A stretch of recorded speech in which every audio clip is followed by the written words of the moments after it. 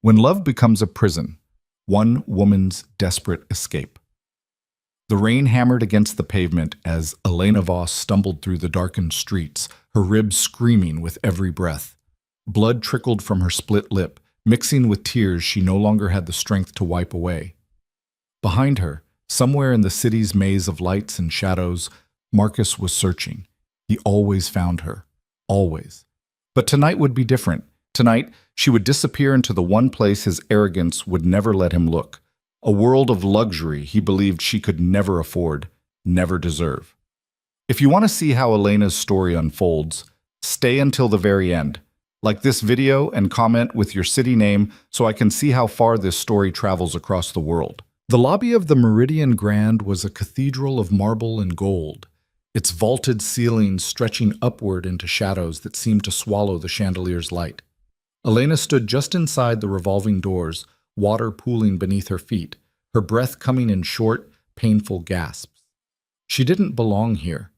Every pristine surface, every hushed conversation, every glance from the impeccably dressed guests told her so. But she had nowhere else to go. Her reflection in the polished floor showed a woman she barely recognized.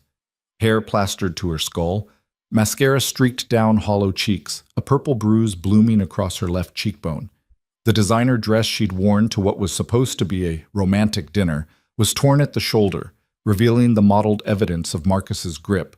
Just book a room. Just get behind a locked door. Elena's fingers trembled as she clutched her purse, a small leather bag containing $300 in cash, her driver's license, and a cracked iPhone she'd powered off 2 hours ago. Everything else was back at the apartment. Their apartment. His apartment. The thought of what she'd left behind threatened to paralyze her. Her clothes, her laptop, the few photographs of her mother she'd managed to keep after the funeral, but none of it mattered. Not anymore. Things could be replaced. Her life couldn't. "May I help you, miss?" The concierge's voice was smooth, professional, but Elena caught the flicker of concern in his eyes as they traveled over her disheveled appearance. He was young, perhaps 30, with dark hair slicked back and a burgundy vest that probably cost more than she used to make in a month. "I need—" Elena's voice cracked. She cleared her throat, forcing steel into her tone. "I need a room. For tonight. Maybe longer." "Of course." His fingers flew across the keyboard, and if he noticed the way her hands shook as she placed her credit card on the marble counter, he was too well trained to show it. "Checking in alone this evening?" The question was innocent, routine, but it made Elena's stomach clench. "Yes, just me." "Wonderful. I have a deluxe queen available on the 14th floor. That would be $450 for the night, and we'll need a card on file for incidentals." $450? The number hit Elena like a physical blow. She'd known the Meridian was expensive, but hearing it aloud made the reality sink in. At this rate, her cash would last 3 days, maybe 4 if she skipped meals. The concierge's expression remained neutral. "It is Fashion Week, miss. Our rates are—" "That's fine." Elena slid the card across the counter before she could second-guess herself. Marcus would never think to look for her somewhere this expensive. He'd always controlled their finances, doled out money like she was a child asking for an allowance. The credit card in her hand was one she'd opened secretly 6 months ago, using her grandmother's address, making minimum payments from tips she'd hidden from the coffee shop job Marcus didn't know she'd kept. It was her escape fund. She'd just never imagined she'd need to use it like this. The keyboard clicking seemed impossibly loud in the hushed lobby. Elena's eyes darted to the revolving doors, half expecting to see Marcus's broad shoulders pushing through, his handsome face twisted with that particular expression that always came before his hands found her throat. "All set, Miss Voss. Room 1447. The elevators are just past the fountain, and—" The concierge paused, lowering his voice. "Miss, are you quite all right? Should I call someone, a doctor, perhaps?" "I'm fine." The lie came automatically, perfected through 2 years of practice. "Just a long day. The rain, you know." He didn't look convinced, but he handed her the key card anyway, a sleek black rectangle with gold lettering. "Breakfast is served in the pavilion from 6 to 11. If you need anything at all during your stay, please don't hesitate to call the front desk." "Thank you." Elena turned away before he could see the tears threatening to spill over. The elevator bay was exactly where he'd indicated, past a fountain where bronze dolphins leaped eternally upward. She pressed the call button and watched the numbers descend. 22, 21, 20. The ding of the arriving elevator made her jump. "Nervous traveler?" The voice came from behind her, deep, cultured, with an accent she couldn't quite place. British, maybe, or European. Elena turned to find a man standing a few feet away, hands in the pockets of an impeccably tailored charcoal suit. He was tall, perhaps 6'2", with dark hair touched with silver at the temples, and eyes that seemed to catalog every detail of her appearance in a single glance. "Excuse me?" "You jumped at the elevator." A faint smile played at the corners of his mouth, though it didn't reach his eyes. "Either you've had a very long day or you're running from something. In my experience, people don't check into the Meridian at midnight in wet clothes, unless it's the latter." Elena's heart hammered against her ribs. "I don't know what you're talking about." "Of course not." He stepped into the elevator as the doors opened, holding them with one hand while making a small gesture of invitation. "After you." Every instinct screamed at her not to get into a confined space with a strange man. Not tonight, not ever again. But standing in the lobby felt equally dangerous, exposed, visible to anyone who might walk through those revolving doors. Elena stepped into the elevator. The man followed, pressing the button for the penthouse level before glancing at her expectantly. "Your floor?" 14. He pressed the button without comment, and the elevator began its smooth ascent. Elena kept her eyes fixed on the digital display, watching the numbers climb, acutely aware of her reflection in the polished brass, a bedraggled ghost beside this man's crisp elegance. "Adrian Moretti," he said, breaking the silence. "I own the hotel."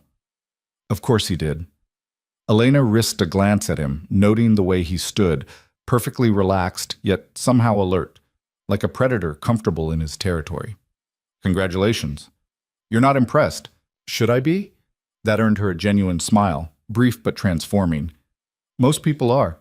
It's refreshing to meet someone who isn't." He tilted his head slightly, studying her with those sharp eyes. "You're hurt."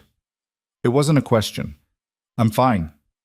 "That bruise on your cheek suggests otherwise. So does the way you're favoring your left side." The elevator chimed for the 14th floor. "My head of security is excellent at her job. Discreet, professional. If you're in some kind of trouble—" "I said, I'm fine." The words came out sharper than Elena intended. The elevator doors opened onto a corridor of muted cream walls and plush carpeting. She stepped out quickly, not looking back. "Thank you for your concern, Mr. Moretti.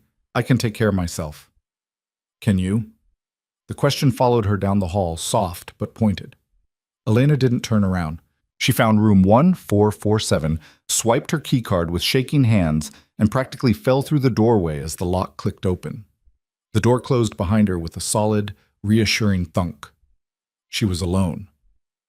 Elena stood in the darkness, listening to her own ragged breathing, the rain still pounding against the windows somewhere beyond the blackout curtains. Her hand found the light switch, and soft golden illumination flooded the room. It was beautiful. Absurdly, impossibly beautiful. A king-sized bed with crisp white linens, a sitting area with a velvet sofa the color of deep wine. Fresh flowers on the desk, their scent faintly floral. Through an open doorway, she glimpsed marble and chrome, a bathroom larger than her childhood bedroom. The sight of it, the sheer luxury, the safety, the locked door between her and the world, broke something open inside her chest. Elena sank to the floor and wept. She didn't know how long she sat there, back against the door, arms wrapped around her knees. The tears came in waves, each one carrying away a piece of the careful control she'd maintained for so long. She cried for the woman who'd believed Marcus when he said he loved her, for the version of herself who'd thought his jealousy was romantic, his possessiveness a sign of devotion. For the Elena who'd made excuses the first time his hand left a mark. It was an accident. He was stressed. I shouldn't have argued. He apologized, sent flowers, promised it would never happen again. I provoked him. I know what sets him off. It's my fault for not being more careful. The lies tasted like ash now. Elena pulled herself up slowly, every muscle protesting. The mirror in the entryway showed the full damage. The bruise on her cheek had darkened to deep purple, and her lip was swollen where it had split. She lifted the torn edge of her dress, revealing the finger-shaped bruises on her ribs, her upper arm, her shoulder. Evidence. That's what the counselor at the women's shelter would call it. Elena had visited once 3 months ago during a rare moment when Marcus was out of town for business. She'd sat in a small room with cheerful yellow walls and listened to a kind-faced woman explain restraining orders and safety plans and the cycle of abuse. She'd left without giving her real name. Going back had seemed impossible then. Marcus was so careful. He never hit her where people could see, never left marks visible above the collar or below the sleeves. And he was so convincing when he needed to be, charming, successful, the perfect boyfriend to everyone who knew them. Who would believe her? But tonight, something had shifted. They'd been at dinner, some expensive Italian place Marcus had chosen to celebrate his promotion. Elena had made the mistake of smiling at the waiter when he'd refilled her wine glass. That was all. A polite smile. Marcus's hand had found her thigh under the table, fingers digging in hard enough to bruise. You think he's attractive? His voice had been pleasant, conversational. Only Elena could hear the edge beneath it. You want to fuck him, Elena? Is that it? Marcus, no, You were just what? Flirting? Making me look like a fool? Please, you're hurting me. His grip had tightened. This is nothing compared to what I could do. You remember that. She'd remembered. She'd sat through the rest of dinner in silence, stomach churning, counting the minutes until they could leave. In the car, Marcus had driven too fast, his jaw clenched, one hand occasionally leaving the steering wheel to grab her wrist, her neck, her hair. You embarrass me like that again. I'll make sure you regret it. When they'd reached the apartment, she'd known what was coming, had felt it in the electricity of his anger, the set of his shoulders. She'd tried to run, made it as far as the bedroom before he'd caught her. The details after that were hazy, fractured, his hands, the wall, the floor, her own voice screaming, the moment when she'd finally fought back, clawing at his face, and his shock had given her just enough time to grab her purse and run. She'd run through the rain without looking back, feet pounding the pavement, lungs burning. At some point, her mind had supplied the Meridian as a destination. The hotel loomed over Midtown, impossible to miss, Marcus's idea of vulgar excess. Only people with no class waste money on hotels like that, he'd said once. All flash, no substance. Good. Let him think she had no class. Let him think she wasn't smart enough to hide somewhere he'd never look. Elena turned away from the mirror and walked to the windows. The blackout curtains were heavy, luxurious. She drew them back carefully, half expecting to see Marcus's face staring up from the street below. Instead, the city sprawled out in a glittering carpet of lights. From 14 stories up, the rain looked almost beautiful, catching the neon and headlights, turning the night into something from a film noir. Somewhere down there, people were living their normal lives. Going to bars, heading home from late shifts, arguing with partners who didn't hit them. Her phone sat in her purse, still powered off. Elena knew she should destroy it. Marcus was tech-savvy enough to have installed tracking software, monitoring apps, God knows what else. He'd always known where she was, who she texted, what she searched for online.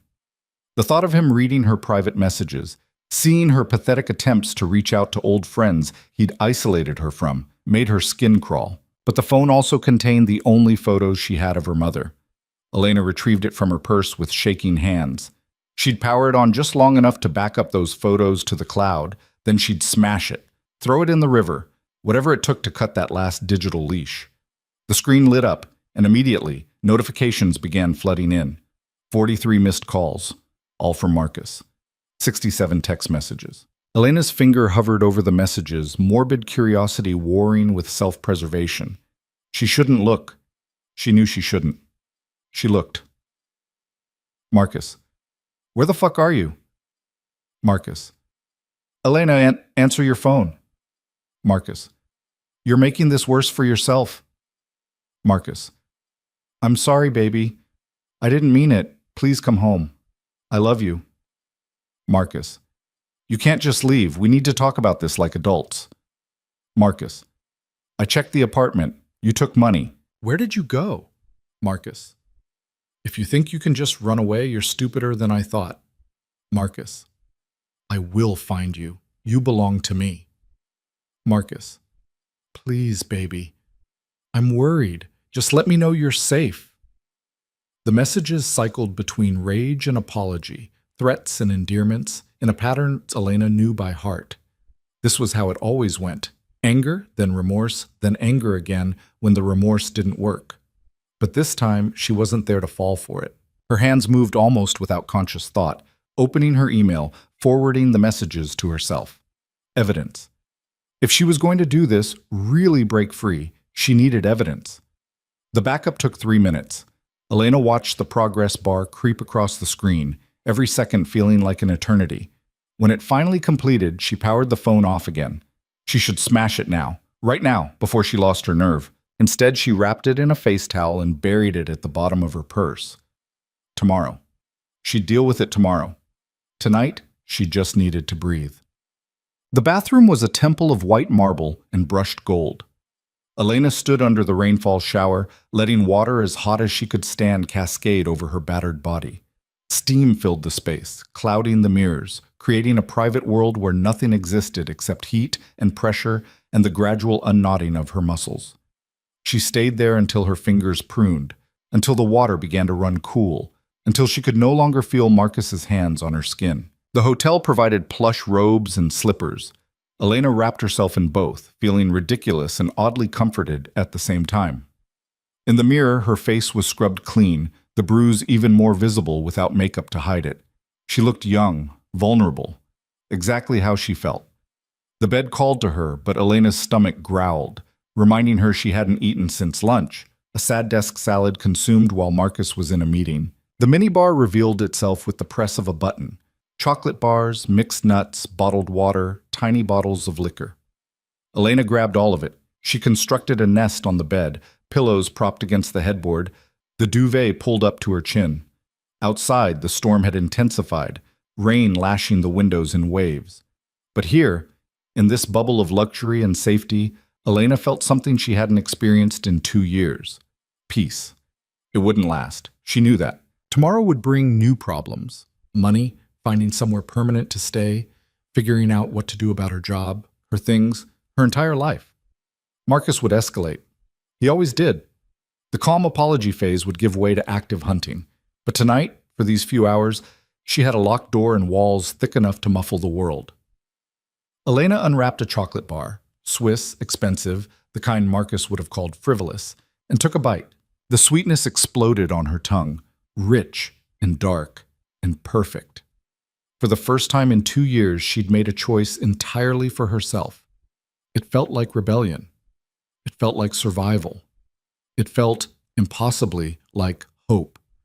Sleep came in fits and starts, punctuated by dreams of running, of hands reaching for her, of Marcus's voice calling her name. Each time Elena jolted awake, heart pounding, it took several seconds to remember where she was. Safe, locked in, 14 floors between her and the street. The third time she woke, gray dawn light was seeping around the edges of the curtains. Her phone, the new one, her secret one, showed 6:47 a.m. Outside, the rain had finally stopped, leaving the city washed clean and glistening. Elena lay still, listening to the silence. In the apartment, Marcus would be waking about now. He was religious about his routine. Up at 7, shower, protein shake, check his phone. He'd see that her phone was off, that she hadn't come home, that her messages remained unread. What would he do? The possibilities cycled through her mind like a dark carousel. He might call her work, spin some story about her being sick, buy himself time before anyone questioned her absence. He might file a missing persons report, play the concerned boyfriend, get the police involved in his search. Or he might do what she feared most. Nothing public, nothing traceable. Just methodically work his way through every place she might go, every person she might contact, until he found her. The thought made Elena's chest tighten. She forced herself out of bed, into the shower again, letting hot water chase away the lingering wisps of nightmares. Today, she needed a plan. Real shelter, not just an expensive hotel room. Money. A way to support herself that didn't involve going back to the coffee shop where Marcus knew she worked. A new life. The enormity of it threatened to overwhelm her. Elena gripped the edge of the marble sink, staring at her reflection, bruised but upright, scared but standing. "You can do this," she whispered to the woman in the mirror. "You have to." Yeah. Breakfast in the pavilion turned out to be an exercise in feeling conspicuously out of place. Despite the early hour, the restaurant was half full of people who looked like they belonged in the Meridian's world. Businessmen in sharp suits, elegant women in designer athleisure, a family with children so well behaved they barely made a sound. Elena, wearing her torn dress from last night because it was literally all she had, felt their eyes follow her to a corner table. "Coffee?" The server appeared, professional smile in place, though Elena caught the slight widening of her eyes when she saw the bruise. "Please, and—" Elena glanced at the menu, her stomach clenching at the prices. $28 for eggs Benedict, $32 for the smoked salmon plate. She'd planned to eat breakfast here and save money on lunch, but at these prices, even that seemed impossible. "The continental breakfast is included with your room," the server said gently, as if sensing Elena's panic. "Pastries, fruit, yogurt, cereals. The hot items are a la carte, but you're welcome to the buffet over there." She gestured to a sideboard Elena hadn't noticed, laden with croissants, muffins, fruit salads, and various other foods that blurred together in her relief. "Thank you." Elena filled a plate, more than she could eat, driven by the same hoarding instinct that had made her pocket extra sugar packets and jelly containers. Who knew when her next meal would be? The coffee was perfect, rich and strong, exactly what she needed. She was reaching for her second croissant when a shadow fell across her table. "Miss Voss?" Adrian Moretti stood there, immaculate in a navy suit, holding his own coffee cup. He looked like he'd slept a full 8 hours and woken up to a personal barber. "May I?" It wasn't really a question. He was already pulling out the chair across from her. "It's your hotel," Elena said. "True." He settled into the seat with the same predatory grace she'd noticed last night. Up close, in the morning light, she could see details she'd missed. The thin scar across his left eyebrow, the calluses on his hands that seemed out of place on someone who wore suits that expensive. "But that doesn't mean I make a habit of interrupting my guests' meals. I wanted to check on you." "I'm fine." "You said that last night." His eyes dropped briefly to her bruised cheek. "I'm still not convinced." Elena set down her coffee cup carefully. "Mr. Moretti, I appreciate your concern, but I'm not really interested in Adrian. And I'm not hitting on you, if that's what you think." His tone was matter-of-fact, almost businesslike. "I'm offering you a job." That stopped her cold. "What?" "You need money. A place to stay that you can actually afford. Safety." He ticked the items off on his fingers like a shopping list. "I need someone who can move through high society spaces without drawing attention. Someone observant. Someone who has reasons to be very, very good at reading when a situation is about to turn dangerous." Elena's heart hammered against her ribs. "You don't know anything about me. I know you checked into my hotel at midnight in torn clothing, paid cash for one of our most expensive rooms during peak season, and jumped like a startled rabbit when an elevator dinged. I know someone hurt you badly enough that you're running scared." His voice remained calm, conversational. "I also know you've had some practice lying about it. The concierge said you were fine. You told me you were fine, but you're not fine, Miss Voss. And whoever put those bruises on you is probably looking for you right now." The accuracy of his assessment made Elena's skin crawl. "What kind of job involves moving through high society spaces?" "The kind where you're seen but not noticed, where you observe and report back, where you help me identify problems before they become crises." Adrian took a sip of his coffee, studying her over the rim. "I run several businesses beyond this hotel. Some of them attract clientele who prefer discretion. I need people who can be my eyes and ears in rooms where everyone is performing, everyone is lying, and the real business happens in the spaces between words. You want me to spy for you. I want you to survive." His tone sharpened slightly. "Everything else is just details. You work for me, you get a suite in this hotel, one of the long-term residences, fully furnished. You get a salary that will let you start over properly. You get access to security that will make damn sure whoever hurt you doesn't get within 100 feet of this building." It sounded too good to be true, which meant it probably was. "What's the catch?" Elena asked. The catch is that my world is dangerous in different ways than what you're running from. The catch is that once you're in, you're in. The people I deal with don't react well to loose ends. Adrian leaned back, expression unreadable. But I think you already know about living in dangerous situations. At least with me, you'll be compensated for it. Elena's mind raced. Every instinct screamed that this was insane, accepting a mysterious job from a man she'd met less than 12 hours ago, a man who admitted his world was dangerous, who looked at her like she was a chess piece he was considering moving. But what were her alternatives? Go home to Marcus? Impossible. Stay at the Meridian and burn through her tiny savings in days? Unsustainable. Find a shelter, hope for the best. Spend her days looking over her shoulder? Terrifying. At least Adrian was being honest about the danger. At least he was offering her something Marcus never had. A choice. I need to think about it, she heard herself say. Of course. Adrian stood smoothly, pulling a business card from his jacket pocket. My direct line. Call me when you decide. But Miss Voss. He paused, and something almost like sympathy flickered across his features. Don't think too long. Men like the one who hurt you don't give up easily, and they don't stop escalating until someone makes them. He left her sitting there, the business card heavy in her hand, her half-eaten breakfast forgotten. The rest of the morning passed in a blur. Elena returned to her room, triple-locked the door, and spent 2 hours researching Adrian Moretti on the room's desktop computer. What she found was both reassuring and alarming. Publicly, he was exactly what he'd presented, a successful hotelier with properties in New York, Miami, and Los Angeles. Before that, he'd made his fortune in private security, providing protection services to celebrities and politicians. There were photos of him at charity galas, art auctions, exclusive clubs. But there were gaps too. Years in his 20s, where his location was listed only as overseas. Business partnerships with men whose names appeared in connection with words like alleged and investigation, and no charges filed.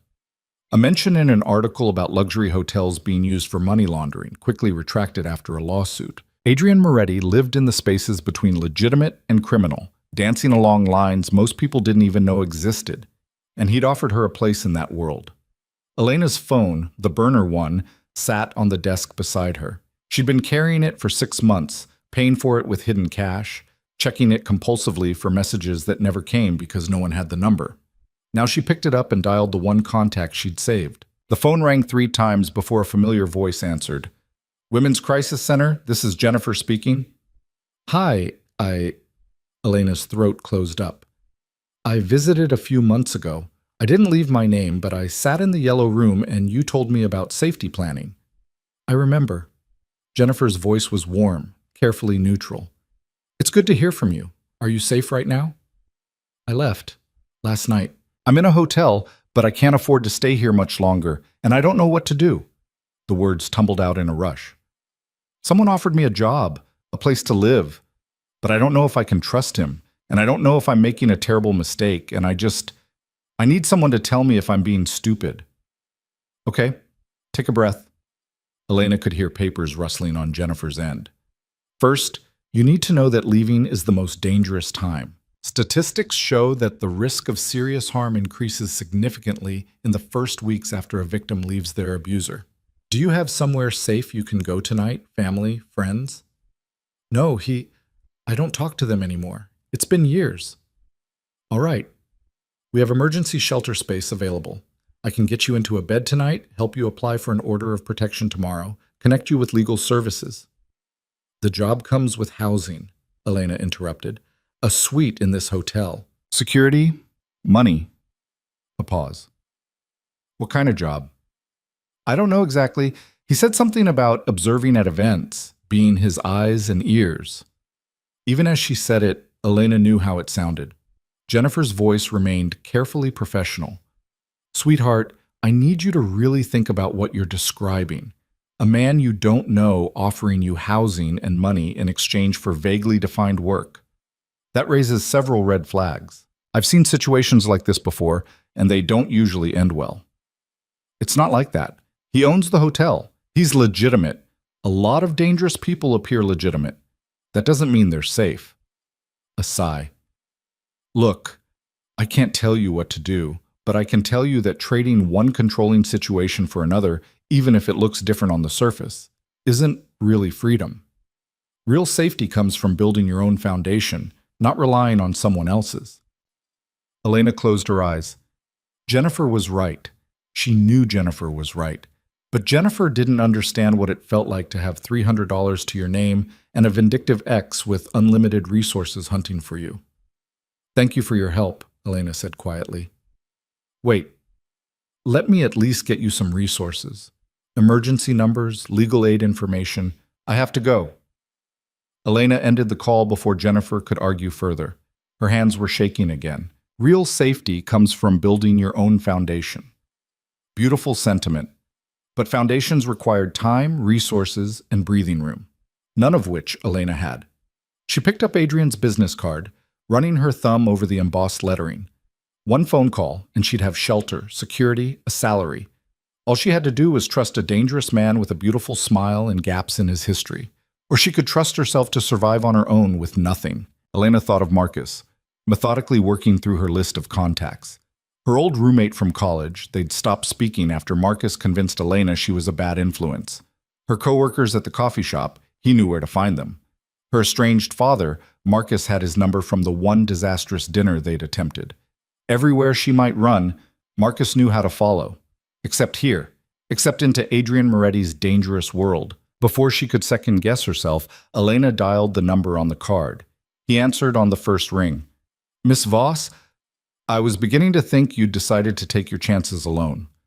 I have conditions, Elena said, forcing her voice steady. I'd be disappointed if you didn't. I want my own space, my own key, a lock that only I control. Done. I want to know exactly what you're asking me to do before I agree to do it. No surprises, no vague instructions. Reasonable. And if I want out, if at any point this doesn't work, I get to leave. No retaliation, no threats, no hunting me down. She paused. I've had enough of that for one lifetime. Silence on the other end. Elena held her breath. You can leave any time you want, Adrian said finally. But Miss Voss, understand something. The people I deal with aren't as forgiving as I am. If you learn things, meet people, gain access to information, and then decide to walk away, there will be consequences. Not from me, from them. So yes, you can leave, but you should go into this knowing that some doors, once opened, can't be closed again. It's the truth. I won't lie to you about the risks. His voice softened slightly. But I will protect you. From your ex-boyfriend. From anyone who tries to hurt you. That's not a maybe. That's a guarantee. Elena's chest felt tight. She thought of Marcus's hands around her throat, his weight pinning her down, his voice in her ear promising things would get worse if she ever tried to leave. She thought of the empty years ahead, always looking over her shoulder, always afraid.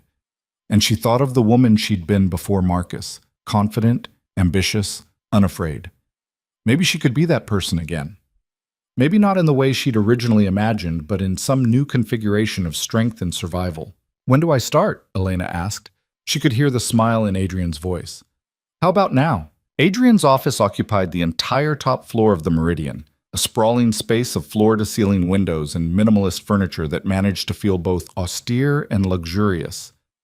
Elena stood in the center of it, acutely aware of her torn dress and the way her wet sneakers squeaked against the polished concrete floor. Sit. Adrian gestured to a leather chair positioned before his desk. We have a lot to cover. Elena sat, trying not to think about how small she felt in this space, how exposed. Through the windows behind Adrian, the city stretched out in every direction, a kingdom of glass and steel that he seemed to rule from this modern throne room. He didn't sit behind the desk. Instead, he pulled up a chair directly across from her, close enough that she could see the flecks of gray in his dark eyes. First things first, your ex-boyfriend, what's his name? Marcus. Marcus Chen. What does he do? He's a financial analyst at Blackstone, senior associate. Elena's hands twisted in her lap. He's smart, connected. He knows people. Everyone knows people. Adrian pulled out a tablet, fingers moving across the screen. Marcus Chen, Blackstone, approximately 30 years old, based in Manhattan. Is this him? He turned the screen toward her. Elena's stomach lurched at the sight of Marcus's LinkedIn photo, that practiced smile, the one that had fooled her for so long. Yes. Good. I'll have my security team start monitoring him. Phone, email, social media, credit cards. If he breathes in your direction, we'll know about it. Adrian made a note. You said he's looking for you. What has he tried so far? Calls, texts, I don't know what else. I turned my phone off. Smart. Give it to me. What? Your phone. The one he might be tracking. Adrian held out his hand. I'll have it wiped and destroyed. You'll get a new one. Clean. Untraceable. Elena hesitated, thinking of her mother's photos, but she'd already backed those up to the cloud. The phone itself was just a liability now. She retrieved it from her purse and placed it in his palm. Adrian immediately powered it on, ignoring the flood of notifications, and plugged it into a small device on his desk. This will clone your data to a secure server. Everything you want to keep, photos, contacts, whatever, will transfer to your new phone. Everything else gets destroyed. He glanced at her, including any tracking software your ex might have installed. The efficiency of it was almost frightening. Within 5 minutes, Adrian had dismantled a piece of Marcus's control over her life with the same casual ease someone might use to discard junk mail.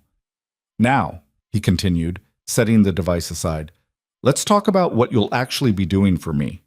Elena straightened in her chair, trying to project confidence she didn't feel. You said something about observing at events. I host gatherings, fundraisers, galas, private dinners, the kind where wealthy people drink expensive wine and pretend they're not negotiating deals that move millions of dollars. His tone was matter-of-fact, almost bored. Most of my guests are exactly what they appear to be, rich, harmless, obsessed with status. But some are more interesting.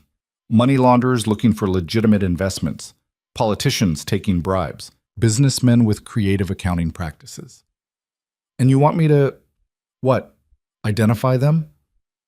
I want you to watch. Listen. Remember. Adrian leaned forward slightly. You've spent 2 years reading micro-expressions, monitoring tone shifts, predicting when someone was about to become violent. Those are valuable skills, Miss Voss. In my world, being able to tell when someone's lying, when they're nervous, when they're about to do something stupid, that's worth its weight in gold. It made a twisted kind of sense. All those months of walking on eggshells, analyzing Marcus's every mood, learning to detect anger before it manifested as action. Adrian was right. Those were skills. She'd just never thought of them as marketable. What happens when I identify someone interesting? Elena asked. You report to me. I decide what to do with the information. He paused. Sometimes that means cutting business ties. Sometimes it means gathering more evidence before involving authorities. And sometimes it means absolutely nothing. I just like to know who's in my space. That's vague. It has to be. Every situation is different. Adrian's expression remained neutral. But here's what I can promise you. I won't ask you to do anything illegal. I won't put you in physical danger. And I will never, ever raise a hand to you. Those are my terms. Non-negotiable. Elena searched his face for signs of deception and found only steady certainty. Either he was telling the truth or he was a far better liar than Marcus had ever been. When would I start? There's a gala tomorrow night, Fashion Week closing event, very exclusive, held in the Meridian's ballroom. You'll attend as my guest. He stood, moving to a cabinet against the wall. Which means we need to get you properly outfitted. Can't have you representing me in torn designer wear. He returned with a black credit card. There's a boutique on the second floor. Tell them you're my personal guest and need a complete wardrobe, evening wear, business casual, whatever you want. Get shoes, accessories, the works. Elena stared at the card like it might bite her. I can't. You can and you will. Consider it part of your signing bonus. Adrian pressed the card into her hand. You're going to be visible in my world, Elena. That means looking the part. No arguments. The weight of the plastic in her palm felt surreal. Marcus had never let her have her own credit card, had doled out cash for groceries, for necessities, always with the implicit understanding that she owed him for every dollar. This was different, wasn't it? What about housing? She asked, changing the subject before the comparison could paralyze her. I'll show you. Adrian led her back to the elevator, inserting a keycard before pressing the button for the 15th floor.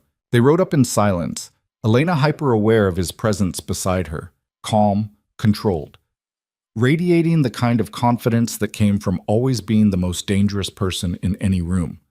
The elevator opened directly into a hallway that looked nothing like the 14th floor. Where her current room's corridor had been traditionally elegant, this was sleek and modern. Dark wood paneling, abstract art, recessed lighting that created pools of shadow between each door. The 15th floor is all extended stay suites, Adrian explained, leading her to the third door on the left. Residents only. Requires key card access to even reach this level. Your suite. He unlocked the door and gestured for her to enter first. Elena stepped into a space that made her current room look like a closet. The suite stretched out before her, a full living room with a modern kitchen, a dining area, floor-to-ceiling windows overlooking the city. Through an open doorway, she glimpsed a bedroom with a king bed and what looked like a walk-in closet. 1,200 square feet, Adrian said from behind her. Fully furnished, utilities included. Housekeeping twice a week if you want it, or never if you prefer privacy. The kitchen's stocked with basics, but there's also 24-hour room service. Elena walked slowly through the space, running her fingers along the back of the sofa, the marble kitchen counter, the dining table that could seat 6. She'd lived with Marcus in a cramped one-bedroom where she'd been afraid to rearrange the furniture without asking permission. This was hers. Entirely hers. The bedroom, Adrian continued, apparently mistaking her silence for uncertainty, has blackout curtains, a king bed, and an ensuite bathroom with both a shower and soaking tub. The closet is, "Why are you doing this?" The question burst out before Elena could stop it. She turned to face him. "You don't know me. I could be lying about everything. I could be crazy, dangerous. You're not." Adrian's voice was calm, certain. "I've spent 20 years evaluating risks, Miss Voss. Reading people, determining threats, deciding who's worth trusting. You're many things, damaged, frightened, in over your head, but you're not a liar, and you're not crazy. How can you possibly know that?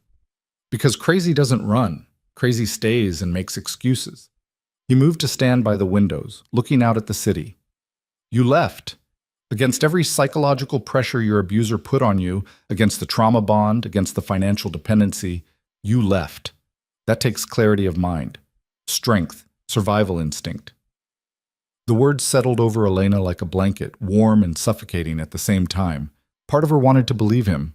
Part of her whispered that this was just another kind of manipulation, prettier than Marcus's, but manipulation nonetheless.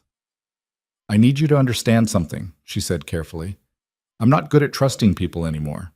Maybe I never was. So if we're going to do this, you need to be honest with me. Always. Even when the truth is ugly."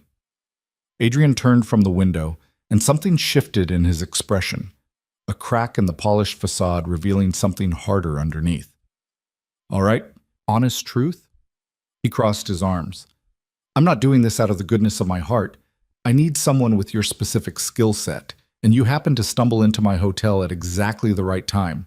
That's opportunism, not altruism. But—" He held up a hand before she could respond. "That doesn't mean I'm going to hurt you. My business requires trust, loyalty, discretion. None of those things come from fear. So yes, this arrangement benefits me. But it can benefit you too. Those aren't mutually exclusive."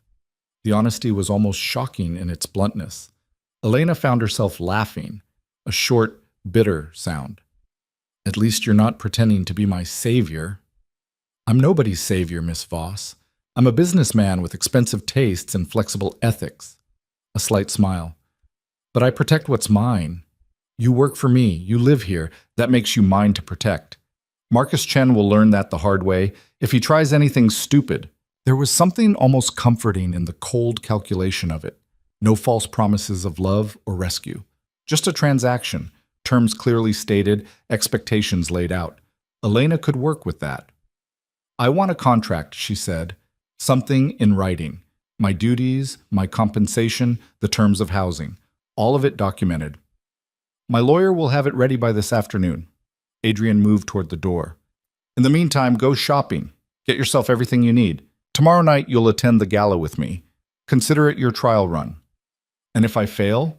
He paused in the doorway, glancing back at her. You won't. Survival has already taught you everything you need to know. Now you just get to use those lessons for profit instead of mere existence. Then he was gone, leaving Elena alone in her new home. She stood in the center of the living room, slowly turning in a circle, trying to absorb the reality of what had just happened. 24 hours ago, she'd been cowering in Marcus's apartment, convinced she had no options. Now she had a suite in a luxury hotel and a job that involved attending galas. It felt like a fever dream. Elena walked to the bedroom, running her hand along the doorframe as if to confirm it was real. The closet was indeed enormous, bigger than some apartments she'd lived in. Empty now, but Adrian expected her to fill it. The black credit card sat heavy in her pocket. She should feel grateful, relieved, safe. Instead, she felt terrified, because accepting this suite, this job, this new life meant acknowledging that her old one was truly over. Meant admitting that she couldn't go back even if she wanted to. Meant stepping fully into Adrian Moretti's world with all its unspoken dangers and beautiful lies. But what choice did she have? Elena pulled out her phone, the new one Adrian had given her before leaving, already set up with a fresh number, and opened the browser. She typed in Marcus Chen Blackstone and watched the results populate. His LinkedIn showed no unusual activity.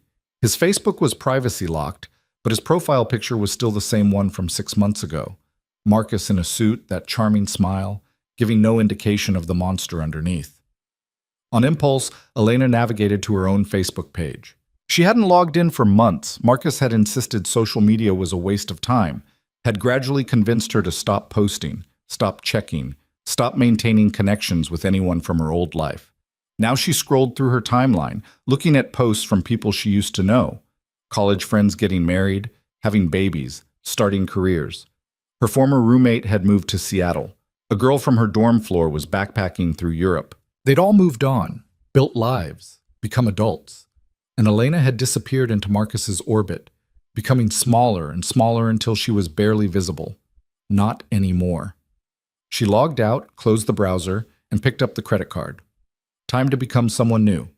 The boutique on the second floor was called Mirabelle, and it occupied a corner space with windows overlooking Park Avenue.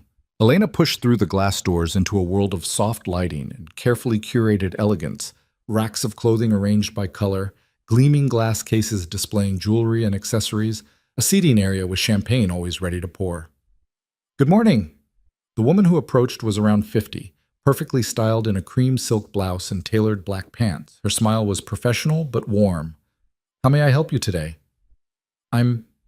Mr. Moretti sent me." Elena held up the credit card like proof. "He said I should get—" "Of course! You must be his new associate." The woman's demeanor shifted instantly to something even more attentive. "I'm Catherine. Mr. Moretti called ahead to let us know you'd be coming. He mentioned you'd need a complete wardrobe, evening wear for tomorrow's gala, plus business and casual options. Is that correct?" "Yes, I think so." "Wonderful. Let's start with your measurements, shall we?" An hour later, Elena stood in front of a three-way mirror, barely recognizing her reflection. The dress Catherine had selected was a deep emerald green that somehow made her bruised skin look porcelain rather than damaged. The cut was elegant without being revealing, a high neckline that covered the finger-shaped marks on her shoulders, a fitted waist, a skirt that flowed to mid-calf. "With your coloring, jewel tones are perfect," Catherine said, adjusting the fabric. "And this Valentino is ideal for the gala, sophisticated, memorable, but not trying too hard." "How much is it?" Elena asked, afraid of the answer. Catherine named a figure that made Elena's stomach drop. $4,000 for one dress. "Mr. Moretti has an account with us," Catherine continued smoothly, as if sensing Elena's panic. "And he was very clear that you should select whatever you need without worrying about cost. In fact, he suggested we start building you a capsule wardrobe. 3 evening gowns, 5 cocktail dresses, business separates, casual pieces, shoes, bags, jewelry, everything you'd need to move comfortably in his circles." It was too much. Way too much. But the woman in the mirror, poised, elegant, her bruises artfully hidden by clever styling, looked like someone who belonged in Adrian's world, someone Marcus would never recognize. "What else did you have in mind?" Elena heard herself ask. By the time she left Mirabelle 3 hours later, Catherine had assembled an entire wardrobe that would be delivered to Elena's suite by evening.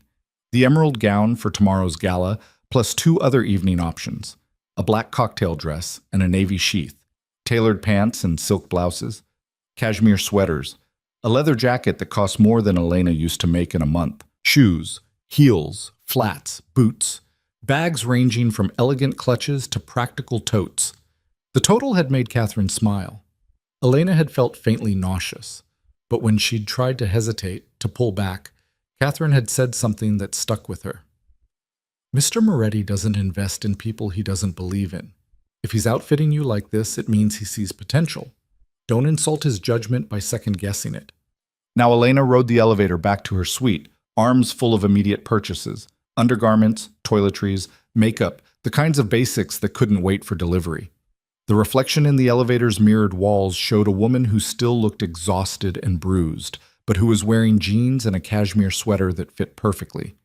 A woman who was beginning, maybe, to look like she had options. The suite felt different when she entered it this time, less like a hotel room and more like actual space she inhabited. Elena set her purchases on the dining table and stood for a moment in the silence, listening to the ambient sounds of the building, the distant hum of traffic below. Her phone buzzed. A text from an unknown number. She almost didn't open it, paranoia flooding through her. But the message preview showed it was from Adrian. Contract is ready. My office whenever you're available. Elena changed into one of her new outfits.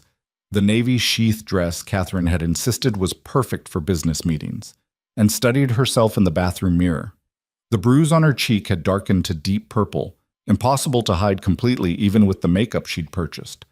But the dress's high collar covered her shoulders, and the three-quarter sleeves hid her upper arms.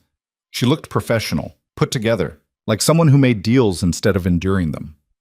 Adrian's assistant, a crisp woman in her 30s named Victoria, greeted Elena when she emerged from the elevator on the top floor.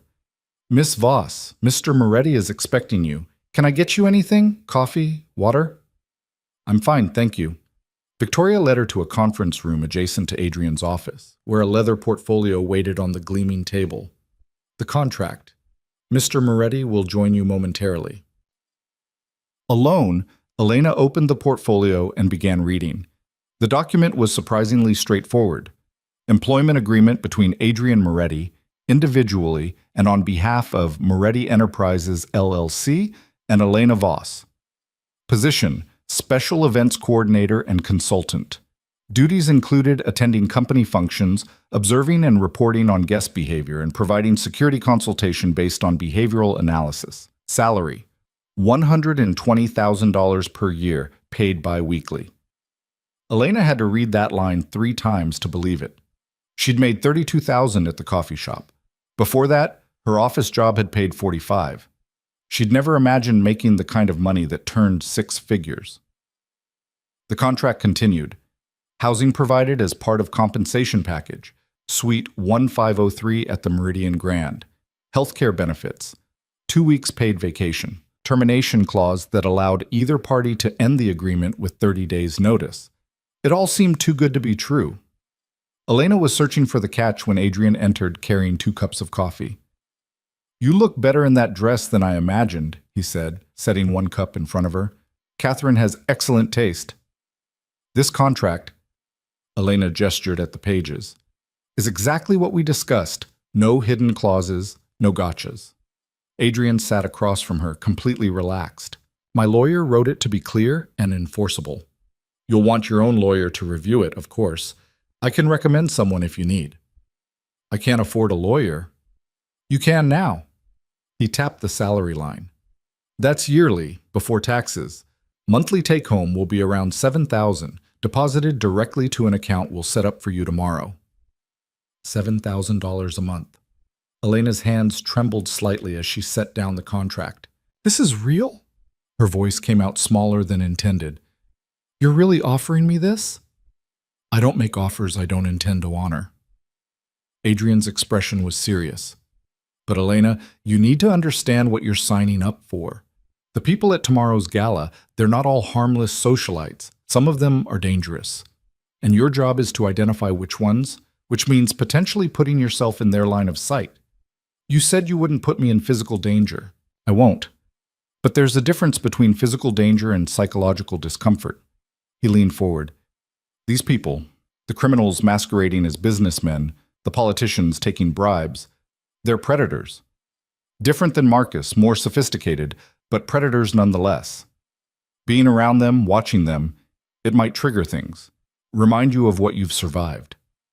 The honesty was almost brutal, but Elena appreciated it more than false reassurance would have offered. I've spent 2 years watching a predator up close, she said quietly. At least this time I get paid for it. Something that might have been respect flickered across Adrian's face. That's the right attitude. Sign the contract. Start tomorrow night. And Elena? He stood, moving toward the door. Welcome to my world. Try not to let it eat you alive. Elena signed the contract with hands that only shook a little. By the time she returned to her suite, evening had fallen over the city, turning the windows into mirrors that reflected her new living room back at her in amber tones. The clothing delivery had arrived, 3 large wardrobe boxes stacked near the door, along with several smaller boxes containing shoes and accessories. Elena spent the next hour unpacking, hanging gowns and dresses in the enormous closet, arranging shoes on built-in shelves, placing jewelry in the dresser drawer. It felt like playing dress-up, like preparing for a role in a play where she didn't know all her lines yet. When her new phone rang, Elena nearly dropped it. She didn't recognize the number, and paranoia surged, Marcus somehow already tracking her new device. But the voice that spoke when she answered was female, professional, unfamiliar. Miss Voss? This is Detective Sarah Martinez with the NYPD. I'm calling regarding a missing persons report filed this morning for an Elena Voss. Are you all right? Elena's blood turned to ice. I'm fine. Who filed the report? A Marcus Chen. He claims you're his girlfriend, and he hasn't heard from you in over 24 hours. Says you left your apartment without explanation, and he's worried about your safety. Of course. Of course Marcus would do this, involve the police, play the concerned boyfriend, build a paper trail that painted him as the victim and her as unstable. I'm not missing, Elena said carefully. I left of my own free will. I'm safe. I'm glad to hear that. However, Mr. Chen seems quite concerned. He mentioned you've been under stress lately, that he's worried about your mental state. Detective Martinez. Elena's voice hardened. I left because Marcus Chen is abusive. I have bruises on my body right now from the last time he hit me. I'm not missing. I'm hiding. From him. A pause. Miss Voss, are you saying you're the victim of domestic violence? Yes. Would you be willing to come to the station and make a statement? We can help you file for an order of protection, connect you with resources. I have resources. Elena thought of Adrian's promise, his security team, the walls of the meridian between her and Marcus. But yes, I'll make a statement. I want it on record that I'm not missing and that Marcus is the reason I left. They arranged a meeting for the following afternoon. When Elena hung up, she felt simultaneously vindicated and terrified. Making an official statement meant confronting Marcus's version of events, meant going on record as a victim of abuse, meant acknowledging publicly and irrevocably that her perfect relationship had been a lie. But it also meant building a case, creating evidence, taking back some measure of control. Elena pulled up the photos she'd taken in the hotel bathroom the night before, close-ups of every bruise, every mark, time-stamped and saved to the cloud. She'd add them to her statement tomorrow. Marcus thought he could control the narrative, thought he could paint her as unstable, missing, in need of rescue. He was about to learn otherwise. That night, Elena stood at the windows of her new suite and looked out at the city stretched before her like a glittering promise. Somewhere down there, Marcus was probably calling hospitals, harassing her old friends, building his search. Let him. For the first time in 2 years, Elena had walls he couldn't breach, resources he couldn't control, and allies he didn't know existed. Tomorrow night, she would walk into a ballroom full of New York's elite on Adrian Moretti's arm. She would wear a dress that cost more than Marcus spent on her in 6 months. She would smile and observe and learn to navigate a world he couldn't even imagine. And someday, not today, not tomorrow, but someday, she would stop being afraid of him entirely. But first, she had to survive the gala. The morning of the gala arrived with unseasonable warmth, sunlight streaming through Elena's windows and turning the city gold. She woke disoriented, reaching instinctively for the space beside her before remembering. No Marcus, no shared bed, no need to gauge his morning mood before daring to move. Just silence, safety, solitude. The relief was so profound it almost hurt. Elena showered and dressed in jeans and a simple black sweater, then forced herself to eat breakfast even though her stomach churned with nerves. The police station appointment loomed at 2 o'clock, and after that she'd have exactly 4 hours to transform herself into someone who belonged at a Fashion Week gala. No pressure. Her phone buzzed as she finished her coffee. A text from Adrian. Security will drive you to the station. Black SUV, license plate JTM 4721. Don't take a cab. Elena hadn't mentioned the police appointment to him, which meant he was monitoring her communications, or had contacts within the NYPD, or both. The thought should have disturbed her more than it did. The SUV was waiting when she emerged from the Meridian side entrance at 1:30, exactly as Adrian had promised. The driver was a woman in her 40s with close-cropped gray hair and the bearing of someone who'd seen combat. "Miss Voss, I'm Catherine, head of Mr. Moretti's security team." She opened the rear door with economical efficiency. "I'll be accompanying you to the station and remaining nearby during your statement. Any issues, you text me immediately." "I can handle giving a statement. I'm sure you can." Catherine's smile was brief but genuine. "But men like your ex don't play fair. If he shows up at the station, if he tries to intercept you, if anything feels wrong, I'm your insurance policy." Elena slid into the SUV's leather interior, oddly comforted by Catherine's blunt pragmatism. At least someone was taking Marcus seriously as a threat. The drive to the precinct took 20 minutes through midday traffic. Catherine parked across the street, handed Elena a business card with a single phone number on it, and said, "I'll be watching the entrance. Any trouble? You call." Detective Martinez turned out to be a woman in her early 50s with kind eyes and the exhausted demeanor of someone who'd seen too many cases like Elena's.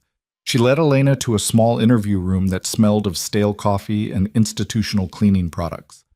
"Thank you for coming in, Miss Voss. I know this isn't easy." Martinez settled into a chair across the battered table. "Before we begin, I want you to know that everything you tell me is confidential. This is a safe space." Elena almost laughed at that. There were no safe spaces, not really, just places where the danger was temporarily held at bay. "I appreciate that," she said instead. "Walk me through what happened. Start wherever feels comfortable." So Elena told her story. Not all of it. That would take hours, days, maybe years, but the relevant parts. Meeting Marcus 2 years ago, the initial charm, the gradual isolation from friends and family. The first time he'd grabbed her hard enough to bruise, his immediate apology, her decision to give him another chance, the pattern that followed. Tension building, explosion, remorse, honeymoon period. Repeat. Each cycle getting worse, the explosions more violent, the remorse less sincere. Martinez took notes without interrupting, her expression carefully neutral. When Elena described the dinner 2 nights ago and what had followed, the detective's pen paused. "And you have documentation of your injuries?" Elena pulled out her phone, navigating to the photos. Martinez examined each one with clinical detachment, though something flickered in her eyes. Anger, maybe, or recognition of a story she'd heard too many times. "These are good evidence. Clear, time-stamped, show visible injuries." She made another note. "Have you sought medical attention?" "No." "I'd recommend it. Photographs are helpful, but a medical examination creates an official record. We have a nurse practitioner on staff who specializes in documenting domestic violence injuries. She could see you today if you're willing." Elena hadn't considered that. The idea of being examined, photographed again, having strangers catalog Marcus's violence on her skin, it felt invasive. But Martinez was right. The more documentation she had, the stronger any eventual case would be. "Okay, yes." The examination took 45 minutes. The nurse practitioner, a gentle woman named Rosa, measured each bruise, photographed them from multiple angles, documented the split lip and the tender ribs that made Elena wince when pressure was applied. "You're lucky," Rosa said quietly as she worked. "I've seen much worse. But Miss Voss, the pattern here, the location of the bruises, the defensive marks on your forearms, this will escalate if you go back. It always does." "I'm not going back." "Good." Rosa finished her documentation and handed Elena a folder thick with resources, hotline numbers, shelter information, legal aid contacts. Keep these. You never know when you might need them. By the time Elena emerged from the examination room, Detective Martinez had drafted a preliminary report. She slid it across the table for Elena to review. This documents your statement, the injuries, and the pattern of abuse you've described. I'm also noting that Marcus Chen filed a false missing persons report. You're clearly not missing. You left of your own volition due to domestic violence. What happens now? Elena asked. That depends on what you want. You can file for an order of protection, which would legally prohibit Chen from contacting or approaching you. Violation of that order is a criminal offense. Martinez paused. However, I should be honest. Orders of protection are just pieces of paper. They work when abusers respect legal authority. When they don't, she didn't need to finish the sentence.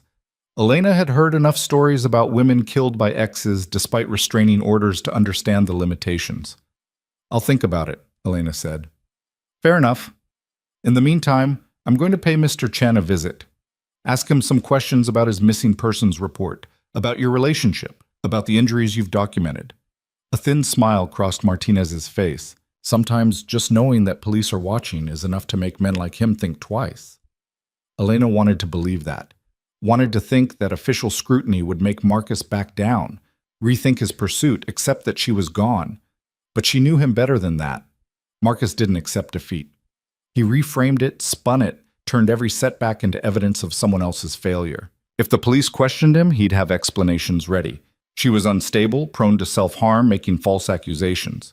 He'd be cooperative and charming and utterly convincing. And then, once they left, he'd be furious. Catherine was waiting when Elena exited the precinct, falling into step beside her with the casual alertness of a bodyguard who knew her job. How'd it go? I made a statement, got examined. They're going to question Marcus. Good. That puts him on notice. Catherine opened this SUV door. Mr. Moretti wants you to know that our surveillance picked up Chen making calls to your old workplace this morning. He told them you were sick, that he'd bring you in when you felt better. Elena's stomach clenched. Of course, Marcus would try to control that narrative too.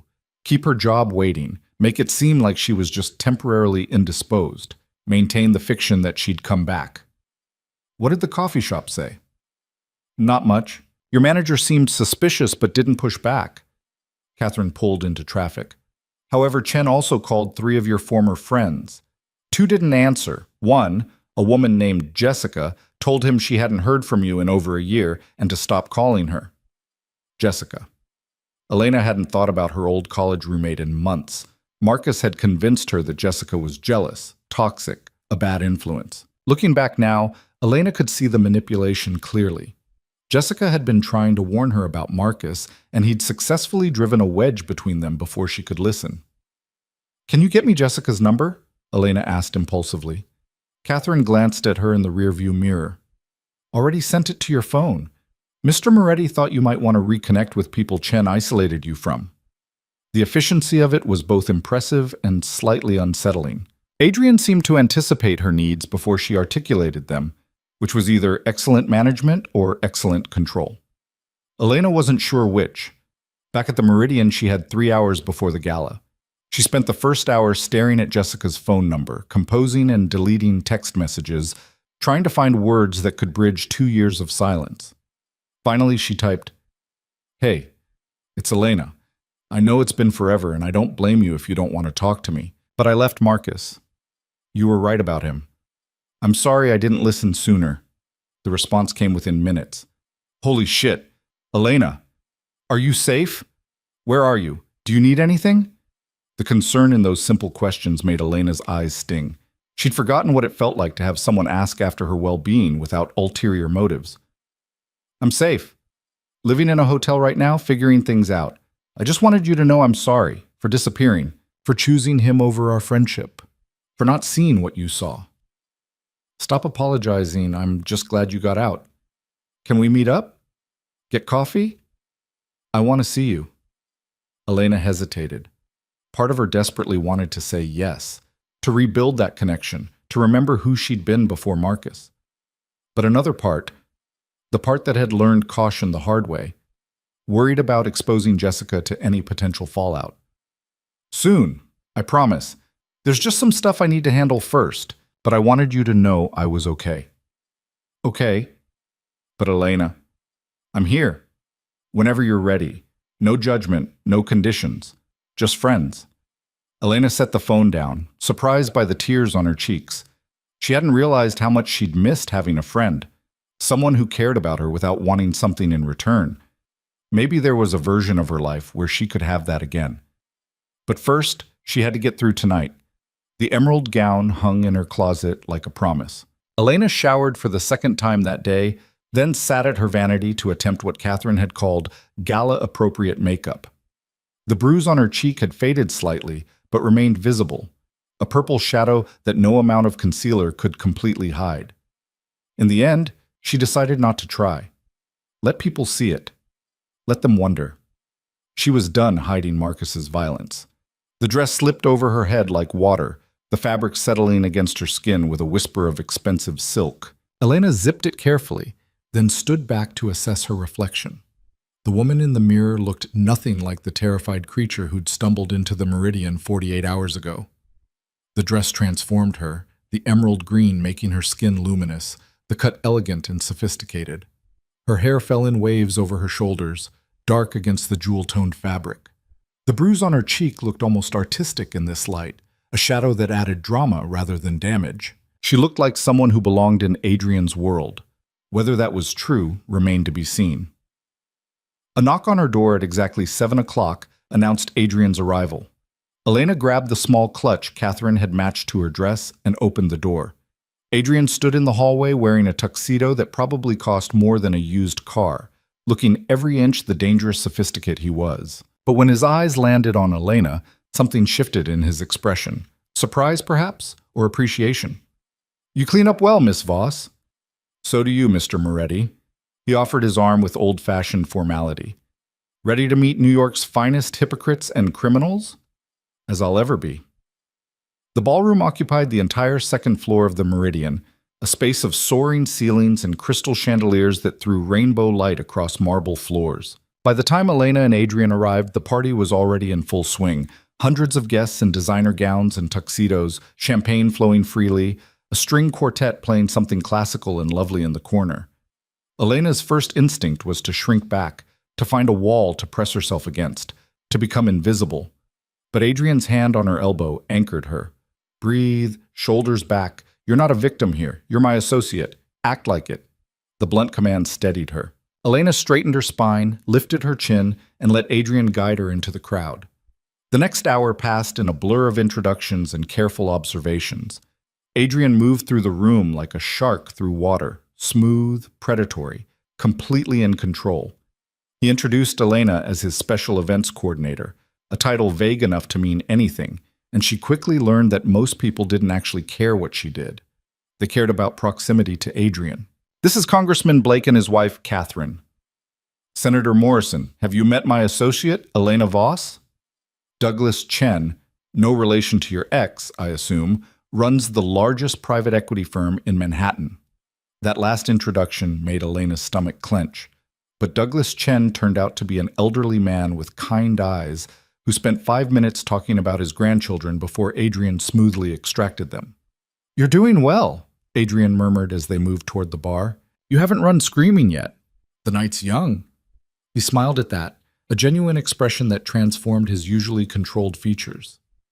"What have you observed so far?"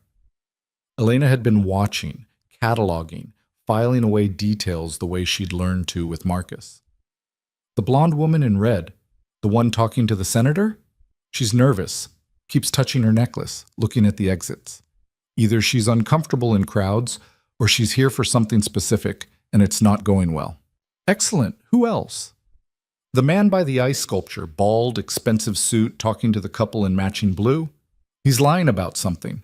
His tells are all wrong. Too much eye contact, too still, rehearsed responses." Adrian's eyes followed her direction, then returned to her face with something like approval. "The woman in red is Senator Morrison's mistress. She's nervous because his wife just walked in. The bald man is a developer who's about to be indicted for bribery. He's trying to secure loans before the news breaks. How do you know all this? Because I make it my business to know. He handed her a glass of champagne from a passing waiter. This is what I need from you, Elena. Those observations, those instincts. You see what people are hiding because you've spent years watching for danger. That skill is worth more than you realize. Before Elena could respond, a commotion near the entrance drew their attention. The crowd had parted slightly, creating a corridor of space, and through it walked a woman who commanded attention like gravity. She was stunning, early 30s, dark skin, wearing a white gown that should have been bridal, but somehow looked lethal. Her presence silenced conversations and ripples as she moved through the room, heading straight for Adrian. Well, well, her voice was honey over steel. Adrian Moretti throwing a party and actually showing his face. Will wonders never cease? Simone. Adrian's tone was carefully neutral. I didn't realize you were in New York. Last-minute decision. I heard you were hosting Fashion Week's closing gala and couldn't resist. Her eyes slid to Elena, assessing, calculating. And who is this? Your latest acquisition? The word made Elena stiffen, but Adrian's hand tightened slightly on her elbow in warning. Elena Voss, meet Simone Laurent. She runs security consulting for several international clients. By security consulting, he means I clean up messes for people who can afford discretion. Simone's smile was sharp. A pleasure, Miss Voss. That's quite a bruise on your face. Occupational hazard? The casual cruelty of the question stole Elena's breath, but before she could formulate a response, Adrian stepped smoothly between them. If you'll excuse us, Simone, I need to introduce Elena to some potential clients. Of course. We'll catch up later, Adrian. We have so much to discuss. She glided away, leaving tension in her wake. Adrian steered Elena toward the terrace doors without speaking, only relaxing slightly once they'd stepped into the cool night air. Who was that? Elena asked. Someone I used to work with. Someone I no longer trust. Adrian leaned against the terrace railing, looking out at the city lights. Simone operates in the same circles I do, but with fewer scruples. She's brilliant and dangerous and enjoys hurting people. Stay away from her. She knew about my bruise. She makes it her business to know things, weaknesses especially. He glanced at Elena. Don't let her get under your skin, that's what she wants. But it was too late. Simone's casual assessment, your latest acquisition, had wormed its way into Elena's thoughts. Was that what she was? Just another asset in Adrian's collection, valuable only for what she could provide? The thought was still circling her mind when her phone buzzed. She pulled it from her clutch, expecting a message from Catherine or perhaps Jessica. Instead, it was from a number she didn't recognize. I know where you are. Elena's blood turned to ice. She stared at the screen, willing the words to rearrange themselves into something less threatening. Another message followed. Did you really think you could hide from me? I'm outside right now. Come down and we'll talk like adults. Or I'll come up and make a scene, your choice. Marcus. Elena? Adrian was watching her face. What's wrong? She handed him the phone wordlessly. His expression darkened as he read the messages. Catherine. He spoke into his own phone, all business. Chen is here, outside the building. Get eyes on him now. Through the terrace doors, Elena could see the party continuing. Music, laughter, people dancing and drinking and living lives uncomplicated by threats. It felt impossibly far away. He found me, she whispered. I've been here 2 days and he already found me. He was always going to find you. Manhattan's not that big when someone's determined. Adrian pocketed his phone. The question is what we do about it. I should go down, talk to him. Maybe if I just... Absolutely not. Adrian's voice was sharp. You're not negotiating with him, Elena. You're not giving him the satisfaction of seeing you scared. Then what do I do? Before Adrian could answer, Catherine's voice came through his phone's speaker. I have visual on Chen. He's across the street, watching the entrance. No weapons visible, but he's agitated, making calls, pacing. Elena moved to the terrace edge, looking down at the street below. Even from this height, she could pick out Marcus's familiar form, broad shoulders and a dark jacket, phone pressed to his ear, that particular way he had of moving when he was angry. Her phone buzzed again. I can see the lights. I know you're at some party. Very nice, Elena. Fucking some rich guy now? Is that how you're paying for this? The cruelty was so familiar it almost didn't hurt. Almost. He's texting me, Elena said quietly. Adrian read the new message over her shoulder, his jaw tightening. Catherine, call the police. Harassment, violation of the stop contact order. There is no order yet, Elena interrupted. I didn't file for one. I just gave a statement. Then we'll file tonight. Adrian was already dialing. Martinez? Adrian Moretti. Yes, I know what time it is. I have a situation. Elena Voss's abusive ex is outside my hotel right now, making threats. I'm sending you screenshots. While Adrian spoke to the detective, Elena's phone continued buzzing with messages that cycled between rage and pleading in the pattern she knew so well. You can't just leave me, after everything I've done for you. I love you. Please come down and talk to me. If you don't come down in 5 minutes, I'm coming up there. You're making this worse for yourself. You know how I get when you defy me. Each message was evidence. Each threat another nail in whatever case might eventually be built. But knowing that didn't make them easier to read. Adrian finished his call and turned back to Elena. Martinez is sending officers. They'll pick Chen up for questioning, maybe hold him overnight. It won't solve the problem, but it'll buy us time. Time for what? For you to decide how you want to handle this.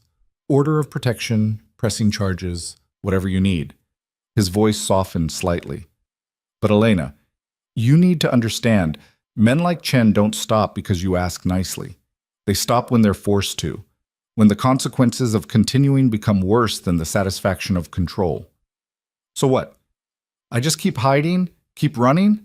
No, you stop hiding. Adrian gestured back toward the ballroom. You go back in there, you hold your head up, and you show him that he doesn't get to dictate your life anymore. The police will handle him tonight. Tomorrow we'll figure out long-term solutions. But right now, you make a choice. Let him ruin this evening, or prove to yourself that he doesn't have that power anymore. It was a test. Elena could see that clearly. Adrian was measuring her, deciding if she had the spine to survive in his world, if the investment he'd made in her would pay dividends. But it was also true. She could let Marcus's presence outside reduce her to the cowering victim she'd been, or she could stand up and claim this new life she was building. Elena straightened her shoulders, smoothed her dress, and met Adrian's eyes. Let's go back to the party. Something like respect crossed his features. That's my girl. They re-entered the ballroom just as the quartet finished a piece, polite applause rippling through the crowd. Elena accepted a fresh glass of champagne from a waiter, took a sip to steady herself, and let Adrian guide her toward a cluster of guests she hadn't met yet. Elena, this is Richard Sterling. He owns several galleries in Chelsea. Richard, my associate, Elena Voss. The conversations blurred together, but Elena forced herself to engage, to smile, to observe and catalog, and perform the role Adrian had hired her for. And slowly, imperceptibly, the knot of fear in her chest began to loosen. Marcus was outside, but she was in here. He was making threats, but she had protection. He thought he could terrorize her into submission, but she was standing in a ballroom full of New York's elite, wearing a dress that cost more than he'd spent on her in months, working for a man who made Marcus's power look pathetic by comparison. For the first time since leaving, Elena didn't feel like a victim. She felt like a survivor. An hour later, Catherine's voice came through Adrian's earpiece. Elena couldn't hear the message, but she watched Adrian's expression shift to satisfaction. They've got him, he murmured. Police picked Chen up 2 blocks away. They're taking him in for questioning about the threatening messages. Relief flooded through Elena so powerfully, her knees almost buckled. What happens now? Now he spends a very uncomfortable night answering questions about why he's harassing his ex-girlfriend after she filed a domestic violence complaint. Adrian's smile was cold. Tomorrow, Detective Martinez will encourage him very strongly to stay away from you. And if he doesn't, well, then we escalate. Elena wanted to ask what escalation looked like in Adrian's world, but she wasn't sure she was ready for that answer. The gala continued until nearly midnight. By the time the last guest departed and the ballroom began emptying, Elena's feet ached from her heels and her face hurt from maintaining a pleasant expression. But she'd done it. She'd survived her first official event as Adrian's associate without falling apart. You did well tonight, Adrian said as they rode the elevator back up to the residential floors. Better than I expected, honestly. Thanks, I think. It's a compliment. He studied her thoughtfully. Most people would have fallen apart when their abuser showed up outside. You held it together. That takes strength. The elevator dinged for the 15th floor. Elena stepped out, then paused. Adrian? What happens if Marcus doesn't stop? If the police questioning isn't enough? For a moment, Adrian's carefully maintained mask slipped, revealing something harder underneath. Then I make sure he understands that you're under my protection now, and that I don't tolerate threats against my people. The words should have been comforting. Instead, they sent a chill down Elena's spine, because men who spoke that calmly about threats were usually the most dangerous ones. She'd just traded Marcus's familiar brutality for Adrian's sophisticated violence. The question was whether that exchange would save her or destroy her. Only time would tell. Elena woke the next morning to sunlight streaming through her windows and the unfamiliar sensation of having slept through the night without nightmares. For a moment, she lay still, cataloging the absence of fear. No footsteps in the hallway, no door handle turning, no shadow of Marcus looming over the bed. Just silence and safety and the soft hum of the city 14 floors below. Her phone showed 2 messages. The first was from Detective Martinez, sent at 6 a.m. Well, Marcus Chen was released this morning with a warning. Strongly advised him to cease all contact. Recommend you file for order of protection today. Call me. The second was from Adrian, sent 10 minutes ago. Breakfast meeting, my office, 9 a.m. We need to discuss next steps. Elena checked the time. 8:15. Just enough time to shower and make herself presentable for whatever Adrian had planned. She dressed carefully in tailored black pants and a silk blouse, applied makeup with more confidence than she'd felt in years, and studied her reflection. The bruise on her cheek had faded to a yellowish shadow, easily concealed now, but Elena left it visible, a reminder of what she'd survived and why she could never go back. Adrian's office was already occupied when she arrived. Catherine sat in one of the leather chairs, looking alert despite the early hour, and a man Elena didn't recognize stood by the windows, tall, silver-haired, wearing a suit that screamed expensive lawyer. Elena? Adrian gestured to an empty chair. This is Richard Castellano, my attorney. Richard, Elena Voss.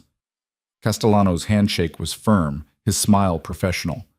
Miss Voss, Adrian's briefed me on your situation. I specialize in protective orders and harassment cases, among other things. I'd like to help you file for an order of protection this morning. Elena sat, feeling slightly ambushed. I haven't decided if I want to do that yet. Then let me help you decide. Castellano settled into the chair beside her, pulling out a tablet. An order of protection legally prohibits Marcus Chen from contacting you, coming within a certain distance of you, or engaging in threatening behavior. Violation is a criminal offense, punishable by arrest and potential jail time. Detective Martinez already told me this. She also said they're just pieces of paper that don't actually stop determined abusers. That's true to an extent, Castellano acknowledged, but they create legal consequences. Right now, if Chen shows up at your door, you can call the police and they'll ask him to leave. With an order of protection, they arrest him immediately.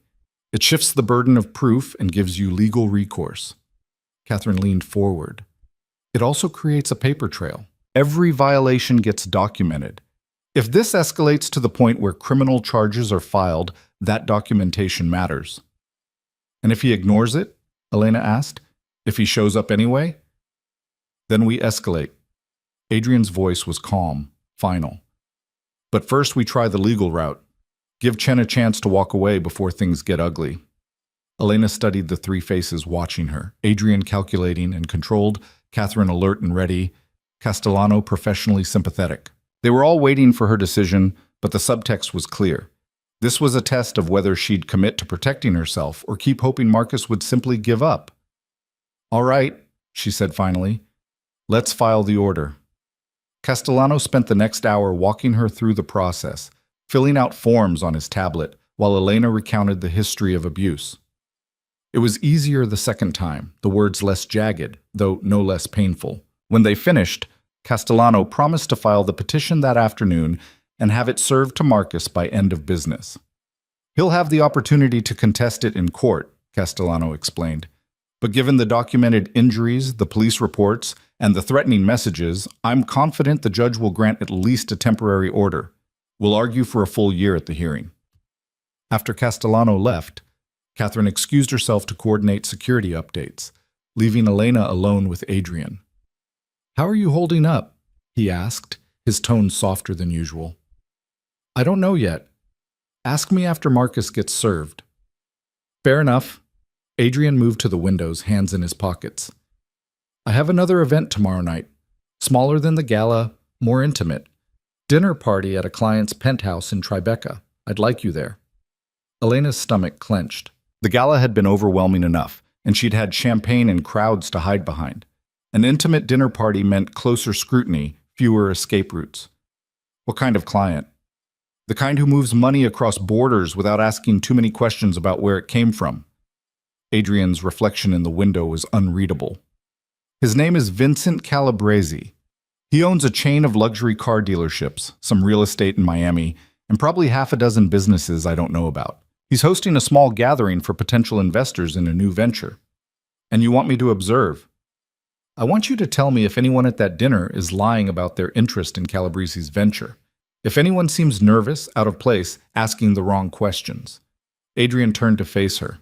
Vincent is legitimate on paper, but his money comes from sources that wouldn't survive IRS scrutiny. If he's expanding his operation, I need to know if he's bringing in partners who might draw unwanted attention.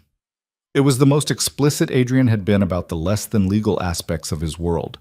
Elena appreciated the honesty even as it made her nervous. What happens if I identify someone problematic?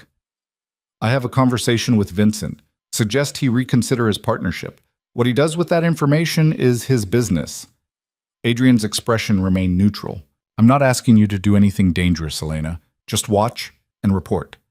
The rest is my responsibility. She wanted to ask what his responsibilities entailed, what conversations with men like Vincent Calabresi looked like when millions of dollars in criminal liability were at stake.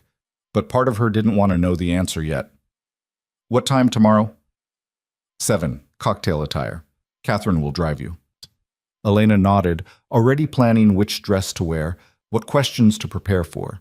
The gala had been a trial by fire. This would be more surgical, more focused, more dangerous probably, though in subtler ways. There's one more thing. Adrian pulled an envelope from his desk drawer and held it out. Your first paycheck. Technically, you've only worked 2 days, but I'm paying you for the full 2 weeks. Elena opened the envelope with trembling fingers.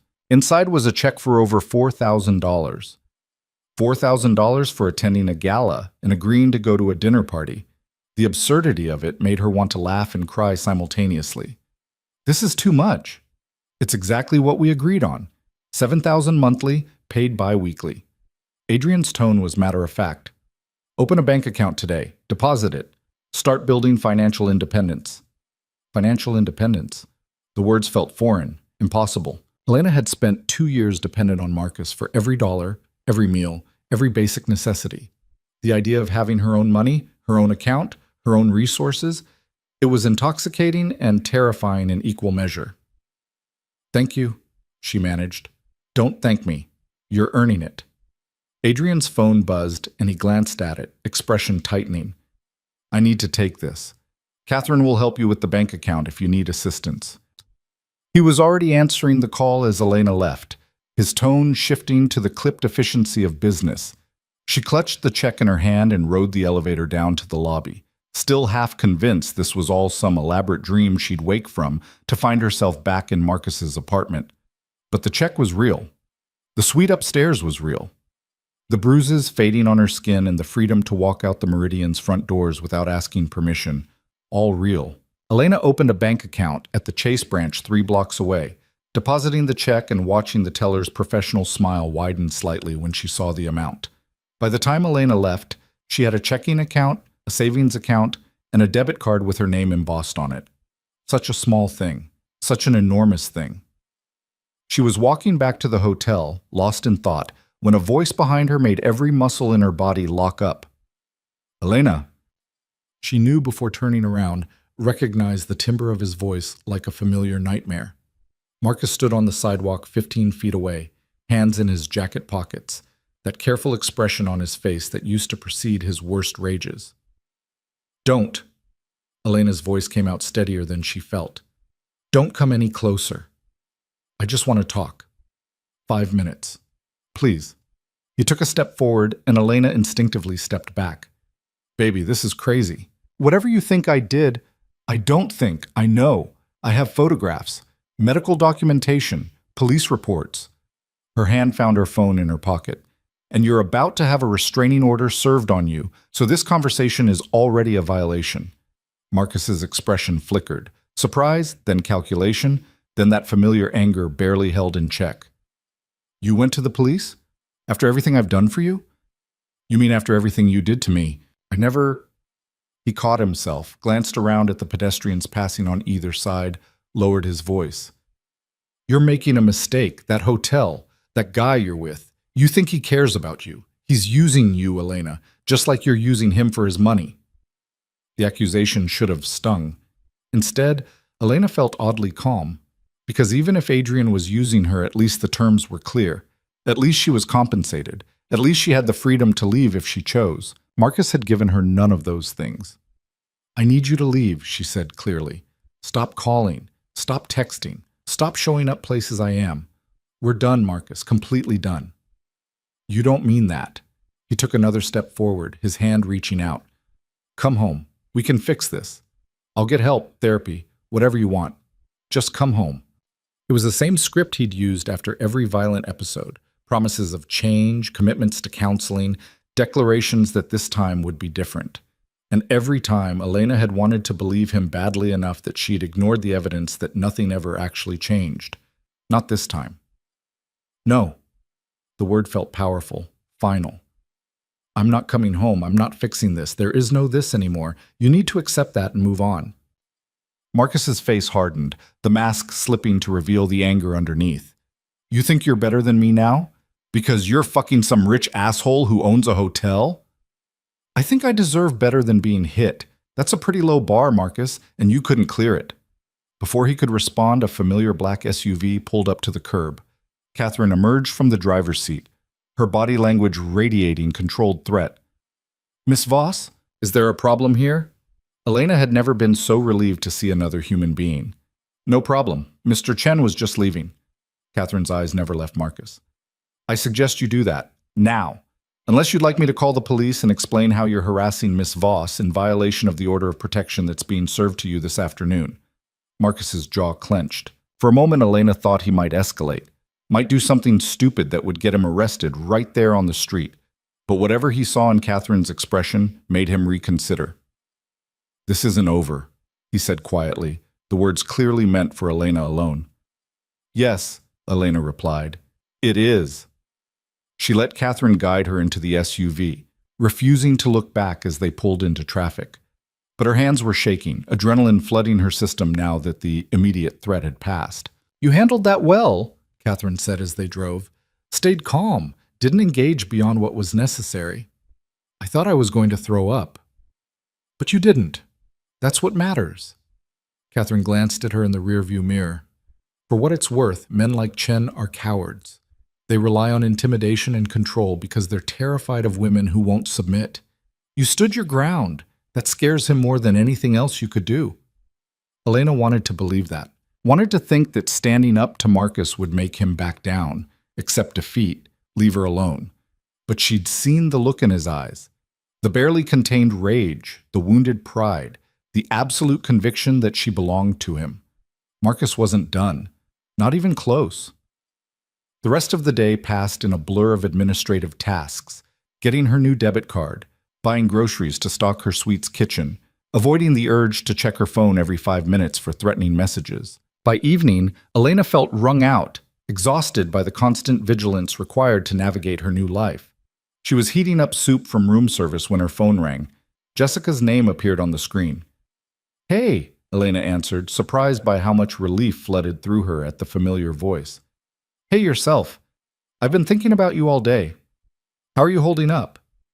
I saw Marcus today, on the street. He tried to talk to me. Jesus. Are you okay? Did he hurt you? No. I had security with me. They made him leave. The words felt surreal even as Elena spoke them. Security. Like she was someone important enough to require protection. Security? Elena, where exactly are you staying? So Elena told her, an edited version, leaving out the specifics of her arrangement with Adrian but conveying the basics. Jessica listened without interrupting, though Elena could hear the concern in her occasional sounds of acknowledgement.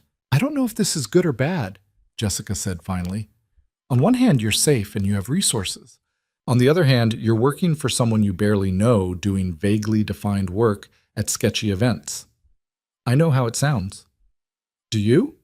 Because from where I'm sitting, it sounds like you traded one controlling man for another, even if this one's paying you for the privilege.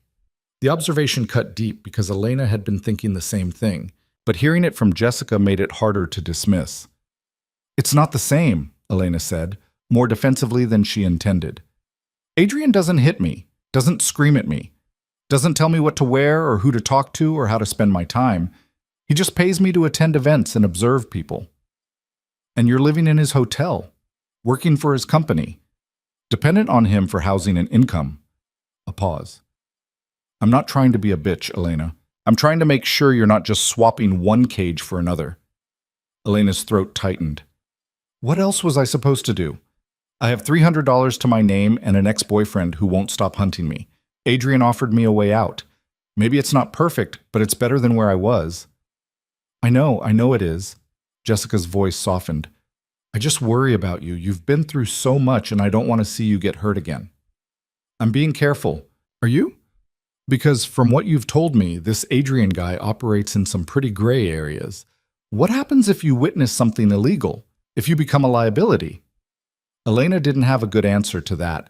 She'd been so focused on escaping Marcus that she hadn't fully considered the potential consequences of entering Adrian's world.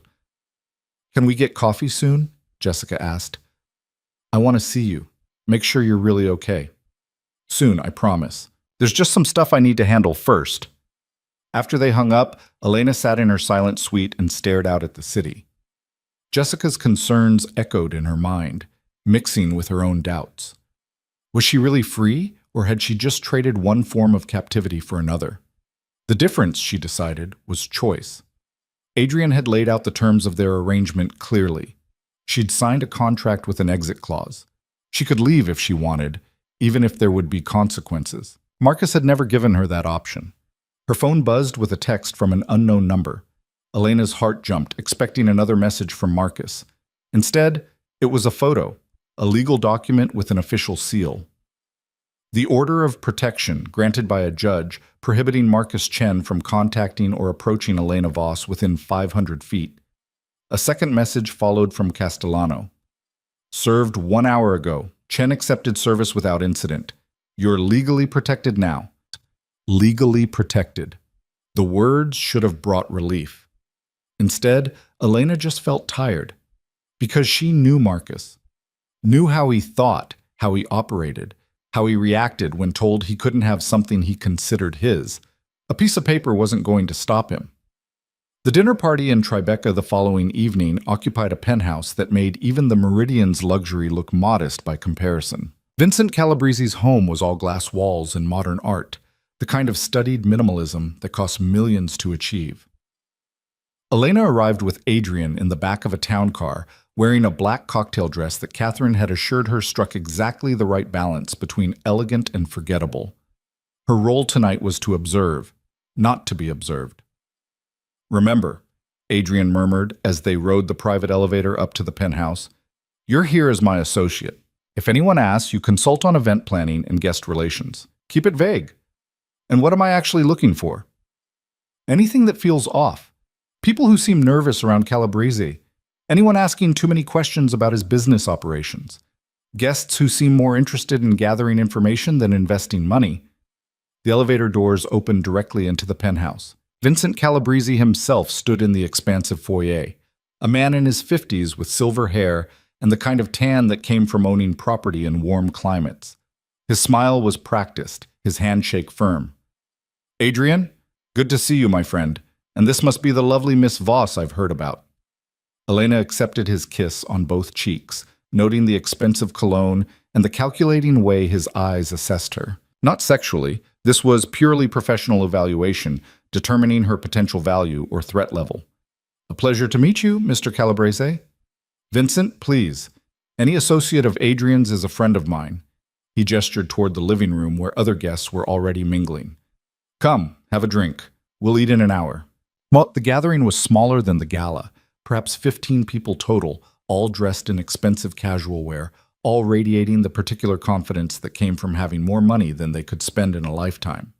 Elena accepted a glass of wine from a server and positioned herself near a conversation cluster, appearing engaged while actually cataloging details.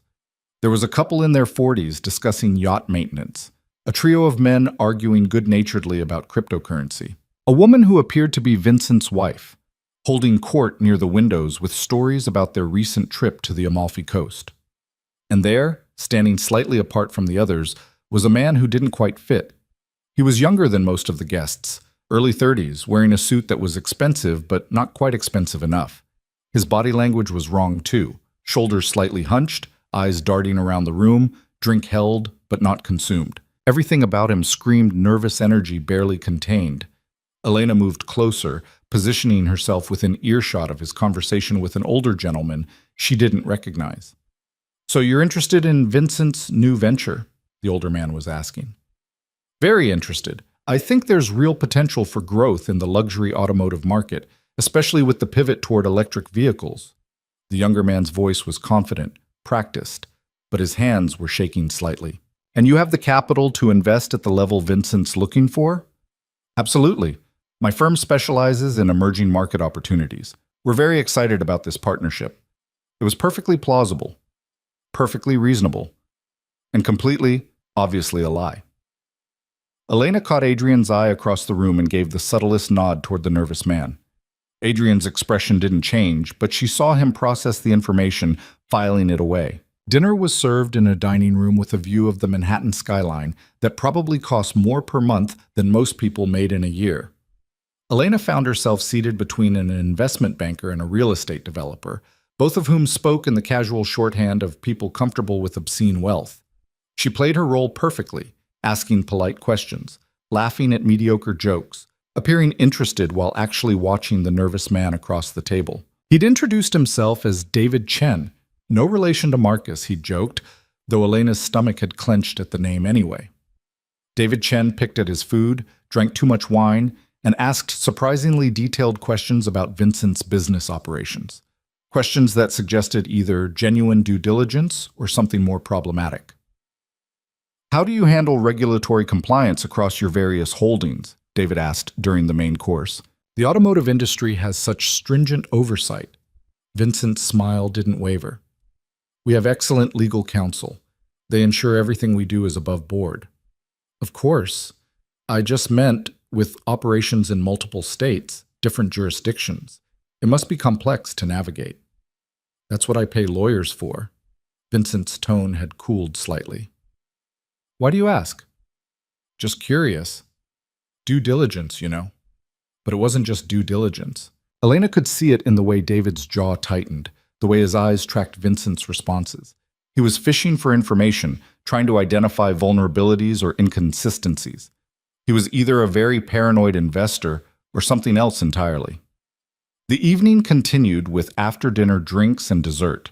Elena managed to position herself near David as he stood on the terrace, ostensibly admiring the view. Quite a place, she said conversationally. David startled slightly, as if he'd been lost in thought. Yeah, Vincent's done well for himself. Are you really planning to invest? The directness of the question caught him off guard. For a moment, his careful mask slipped, revealing something raw underneath. Fear, maybe, or desperation. Why would you ask that? Because you don't seem like the other guests here. You're asking different questions, looking for different information. Elena kept her tone light, curious rather than accusatory. I'm just wondering what you're really doing here. David's hand tightened on his drink glass. I should get back inside. David? Elena touched his arm gently. If you're in some kind of trouble, if someone sent you here to gather information on Vincent, you should leave. These people aren't forgiving when they feel betrayed. For a long moment, David just stared at her. Then he laughed, a bitter sound without humor. You don't know anything about me. I know you're terrified. I know you're in over your head. And I know that whatever you think you're going to accomplish tonight, it's not worth what will happen if you get caught. She left him on the terrace and returned to the party, finding Adrian in conversation with Vincent near the bar. Ah, Miss Voss. Vincent smiled warmly. Adrian was just telling me you have a gift for reading people. What's your assessment of my little gathering? It was a test. Elena could feel both men watching her, waiting to see if she'd be diplomatic or honest. Your guests are impressive, she said carefully, though I'm not sure all of them are here for the reasons they claim. Vincent's expression sharpened. Oh? Who concerns you? David Chen. He's asking a lot of questions about your business operations. Questions that feel more like an investigation than due diligence. The temperature in the room seemed to drop. Vincent exchanged a glance with Adrian, some unspoken communication passing between them. Interesting, Vincent said quietly. Thank you for that observation, Miss Voss. Very helpful indeed. Adrian placed a hand on Elena's elbow, subtle guidance. We should be going. Early morning tomorrow. They made their goodbyes and left, the town car waiting in the circular drive. Elena didn't speak until they were several blocks away, city lights streaming past the windows. What's going to happen to David Chen? She asked. Nothing violent, if that's what you're worried about. Adrian's voice was matter-of-fact. Vincent will have him investigated. If he's working for law enforcement or a rival, appropriate measures will be taken. What kind of measures? The kind that ensure he can't cause problems. Adrian looked at her directly. You did well tonight, Elena. You identified exactly what I needed you to identify. He was terrified. Whatever he's mixed up in, he didn't want to be there. Probably not. But he made choices that led him to Vincent's dinner table, asking dangerous questions. Those choices have consequences. A pause. Welcome to my world, Elena. Not everyone in it is a monster, but everyone in it is complicit in something. The words settled over her like a weight. Elena stared out at the passing city, thinking about David Chen and his shaking hands, about Vincent Calabrese and his carefully maintained legitimacy, about Adrian and the violence he orchestrated with such casual efficiency, about herself sitting in this car, having just helped identify a potential threat to a man who probably laundered money for criminals. Jessica had asked if she was trading one cage for another. Elena was beginning to think the answer might be yes, but at least this cage had a door she could open. Whether she'd ever be brave enough to walk through it remained to be seen. The question of the cage haunted Elena through the following week. She attended 2 more events with Adrian, a charity auction in the Upper East Side and a private screening at a media mogul's townhouse, each time perfecting her role as the observant associate who saw what others missed. The paychecks continued arriving, her bank balance growing to numbers that still felt unreal. She bought new clothes, reconnected cautiously with Jessica over coffee, and slowly began to believe that maybe, just maybe, she could build something resembling a normal life. But Marcus wouldn't let her forget the past. The violations started small. A bouquet of roses delivered to the Meridian's front desk with a card reading, "I'm sorry, please forgive me." Catherine intercepted it, documented it, forwarded the information to Detective Martinez. A violation of the order of protection, officially recorded.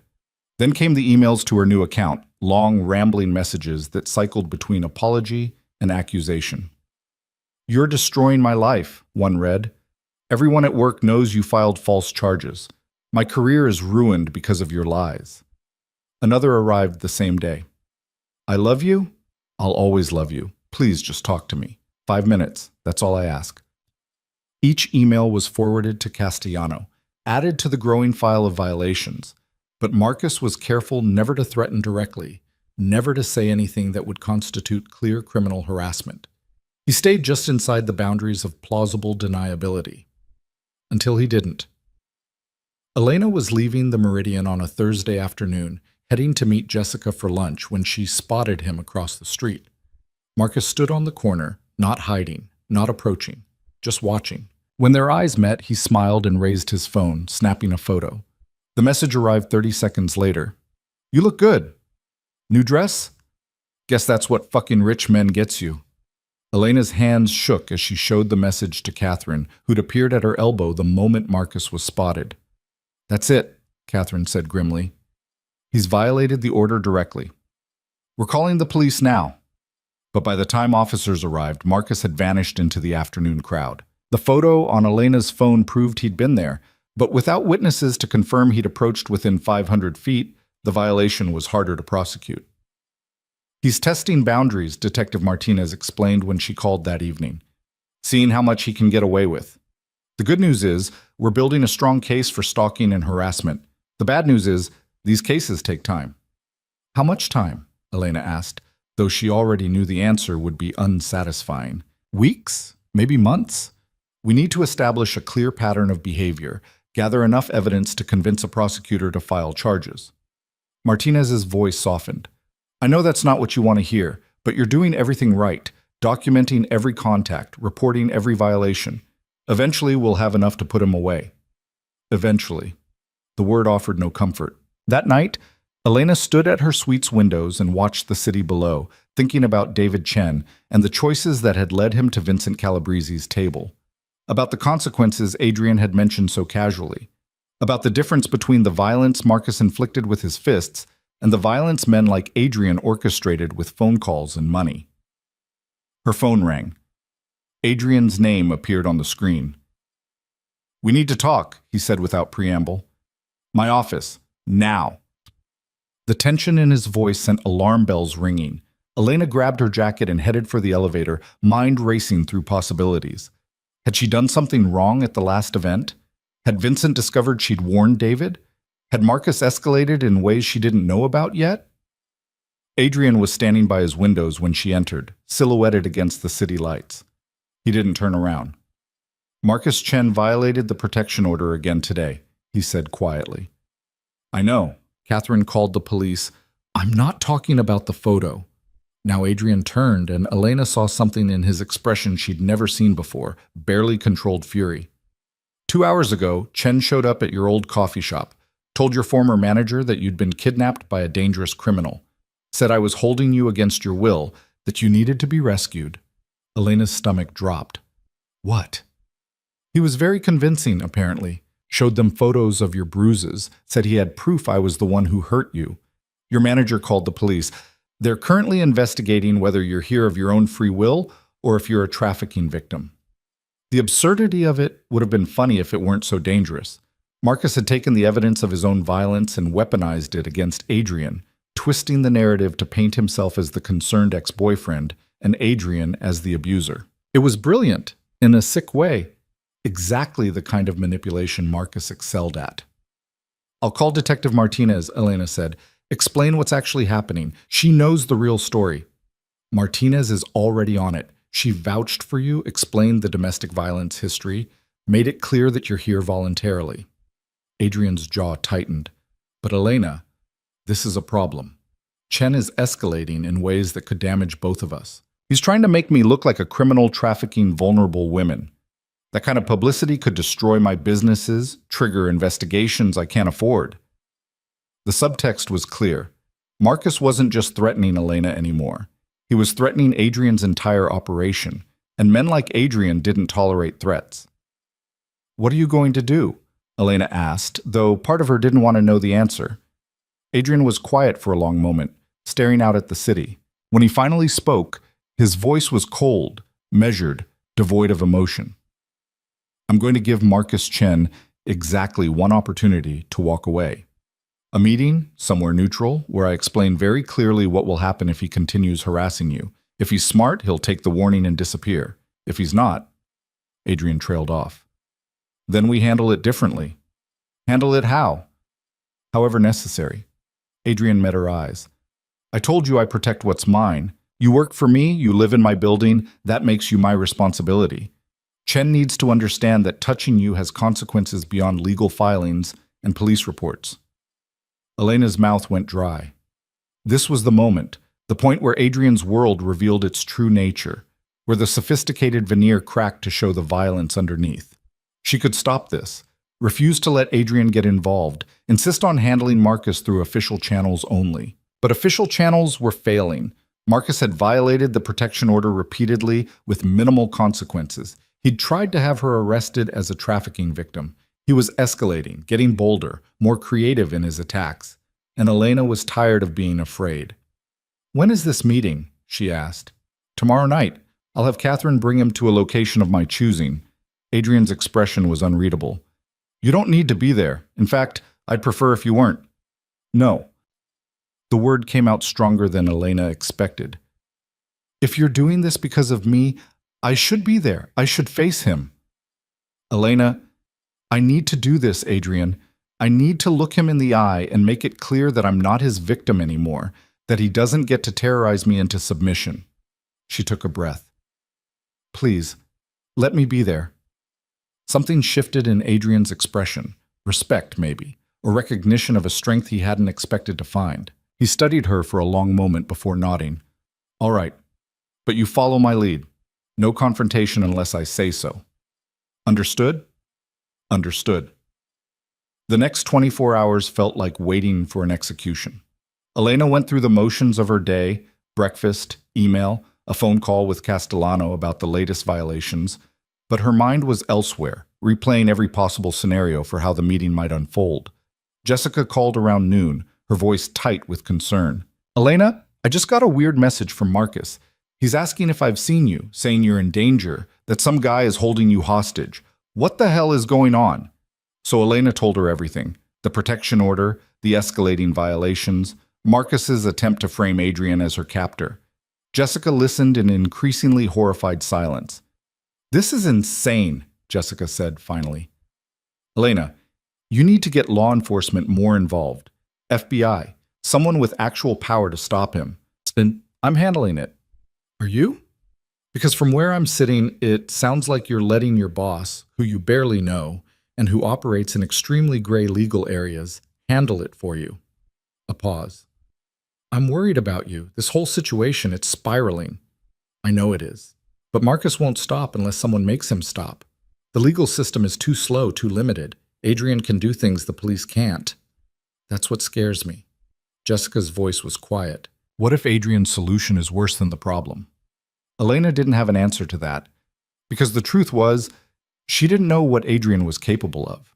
She'd seen hints of it: the casual way he discussed consequences, the network of connections that let him know things before they became public knowledge, the underlying threat in every polite conversation. But she hadn't seen the reality of his violence yet. That was about to change. The meeting was set for 8 o'clock in a restaurant in Hell's Kitchen that Adrian apparently owned through one of his shell companies. Catherine drove Elena there in silence, pulling up to a back entrance just as the sun was setting behind the buildings. "He's already inside," Catherine said. "Second floor, private dining room. Adrian's waiting for you." Elena's heart hammered as she climbed the stairs. The restaurant was closed for a private event, Adrian's event, empty except for 2 men positioned near the exits who had the unmistakable bearing of security. Adrian stood in the doorway of the private dining room, wearing dark jeans and a black sweater instead of his usual suit. He looked younger this way, less like a businessman and more like what Elena suspected he really was underneath the polish. A man who'd learned violence young and never forgotten it. "Last chance to change your mind," he said quietly. Elena shook her head and walked past him into the room. Marcus sat at a table in the center, flanked by 2 more of Adrian's security team. His hands were free, his posture defiant, but Elena could see the fear in his eyes when he looked at the men surrounding him. "Elena." His voice cracked on her name. "Thank God. These men, they forced me here. They said, I wanted to talk to you." Elena walked slowly toward the table, Adrian a silent presence behind her. "And I do. One last time." Marcus's expression shifted rapidly. Confusion, hope, calculation. "Baby, I knew you'd come around. I knew you still loved me. We can fix this. We can't fix anything, Marcus. There is no we. There never really was." Elena pulled out a chair and sat across from him, maintaining eye contact. "You controlled me, hurt me, made me believe I was worthless without you, but I'm not, and I'm done letting you terrorize me." "I never—" Marcus glanced at Adrian, then back to Elena. "This is him, isn't it? He's the one who put these ideas in your head. He's manipulating you, using you—" "Stop!" Adrian's voice cut through Marcus's protests like a blade. You don't get to speak anymore. You get to listen. He moved around the table, positioning himself between Elena and Marcus with deliberate precision. When he spoke again, his tone was conversational, almost friendly, which somehow made it more terrifying. Marcus Chen, age 32, senior analyst at Blackstone, decent salary, solid career trajectory until recently. You have a problem with anger, with control, with accepting that women are autonomous human beings rather than property. Adrian pulled out his phone, scrolling through something. You violated a protection order 7 times in 2 weeks. Sent flowers, emails, made false police reports, showed up at Elena's old workplace to spread lies about her current situation. You've also been researching me, my businesses, my properties, looking for ammunition. Marcus's face had gone pale. How did you... I make it my business to know things, especially when someone threatens what's mine. Adrian set his phone on the table. Here's what's going to happen. You're going to stop. Completely, immediately, permanently. No more emails, no more flowers, no more showing up places Elena frequents. No more attempts to contact her friends or manipulate law enforcement. You're going to delete her number, block her on every platform, and pretend she never existed. And if I don't? Marcus's voice tried for defiance but came out shaky. Adrian smiled, and it was the coldest expression Elena had ever seen on a human face. Then I destroy you. Not physically. That's too crude. But I have connections at Blackstone. One phone call and your career is over. I have information about your, let's call them, creative expense reports. The client dinners that were actually personal meals, the travel reimbursements for trips you never took. Small things, but enough to get you fired for cause, blacklisted in the industry. Marcus's face went from pale to ashen. You're lying. You can't. I also have documentation of your harassment, not just what you've done to Elena, but to 2 previous girlfriends. Women who were too scared to file police reports, but who kept evidence. Emails, text messages, photos of injuries remarkably similar to the ones Elena documented. Adrian leaned forward. I can make all of that public. Send it to your employer, your family, your professional contacts. Make sure everyone knows exactly what kind of man you are. Elena watched Marcus crumble, his carefully constructed facade shattering under the weight of Adrian's threats. This was what real power looked like. Not the crude violence of fists and shouting, but the surgical application of information and connections to dismantle someone completely. You can't do this, Marcus whispered. I can, and I will. Unless you agree to my terms.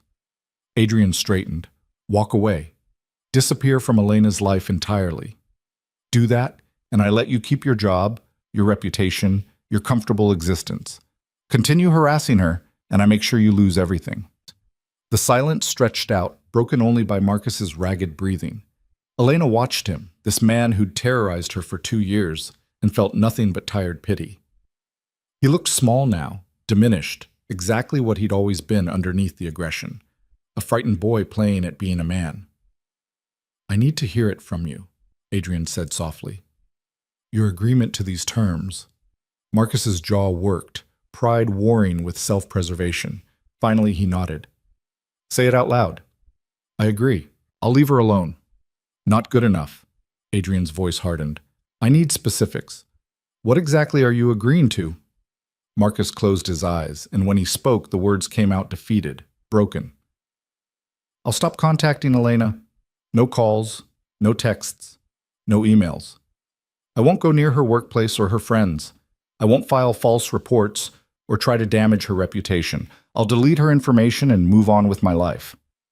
Good. Adrian pulled out a document from his jacket.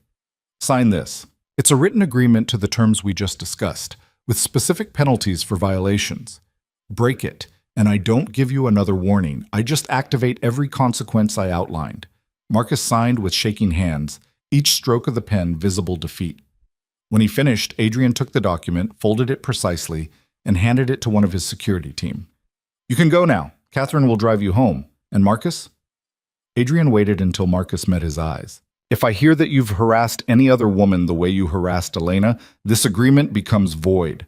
I'll make it my personal mission to ensure you face consequences for every violent act you've ever committed. Are we clear? Yes? Good. Get out. Catherine and another guard escorted Marcus from the room. Elena heard his footsteps on the stairs, then the sound of a car engine starting in the alley below. And then he was gone, leaving only silence and the strange hollowness of victory that felt nothing like she'd imagined. Adrian sat in the chair Marcus had vacated, studying Elena's face. "How do you feel?" Elena considered the question. How did she feel? Not triumphant, not relieved, not even particularly safe. Just tired. So incredibly tired. "I don't know yet," she said honestly. "Ask me in a week." "Fair enough." Adrian signaled to one of the remaining guards, who left discreetly. "For what it's worth, I think he'll comply. Men like Chen are fundamentally cowards. They attack when they feel powerful and retreat when they realize they're outmatched. And if he doesn't comply, then I keep my promises. All of them." Adrian's expression was serious. "But Elena, you should know what I did tonight, those threats. They weren't empty. I have that information, those connections. I would have destroyed his life without hesitation if he'd refused." "I know. Does that bother you?" Elena thought about it, about the violence of Adrian's threats versus the violence of Marcus's fists, about the choice between legal systems that moved too slowly and extra-legal solutions that worked immediately, about the cage Jessica had warned her about and whether its door was really unlocked. "It should bother me more than it does," she said finally, "but mostly I'm just grateful it's over." Not quite over yet. Chen could change his mind, decide my threats were bluffs, come back angrier than before. Adrian stood, offering his hand to help Elena up. "But we'll deal with that if it happens. For now, you should rest. Catherine will take you home." Home. The word caught Elena off guard because somehow, impossibly, the suite at the Meridian had started to feel like home. Not just a temporary refuge, but an actual place where she belonged. The realization was both comforting and terrifying. Over the following days, Elena waited for the other shoe to drop, for Marcus to violate the agreement, to resurface with new harassment tactics, to prove that Adrian's threats hadn't been enough. But her phone remained silent. No flowers arrived. No emails appeared in her inbox. Detective Martinez called on the fourth day with unexpected news. Marcus Chen withdrew his missing persons report and submitted a written statement that he had been mistaken about your situation. He also formally dropped his contestation of the protection order. Martinez sounded puzzled. "I don't know what happened, but whatever you did, it worked." Elena thought about the fear in Marcus's eyes, the defeat in his signature on Adrian's document. "I just made it clear that continuing to harass me wasn't worth the consequences." "Well, whatever those consequences were, they were effective. You're free to move on with your life now, Miss Voss. No more looking over your shoulder."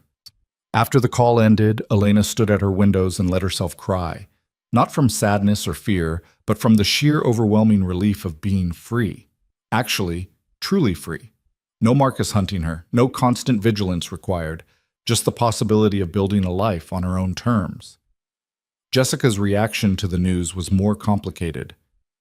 "I'm glad he's leaving you alone," she said when they met for coffee that weekend. "But Elena, what did this Adrian guy do to make that happen? Because Marcus doesn't seem like the type to just give up." Adrian had information Marcus didn't want made public. He made it clear that continuing to harass me would cost more than it was worth.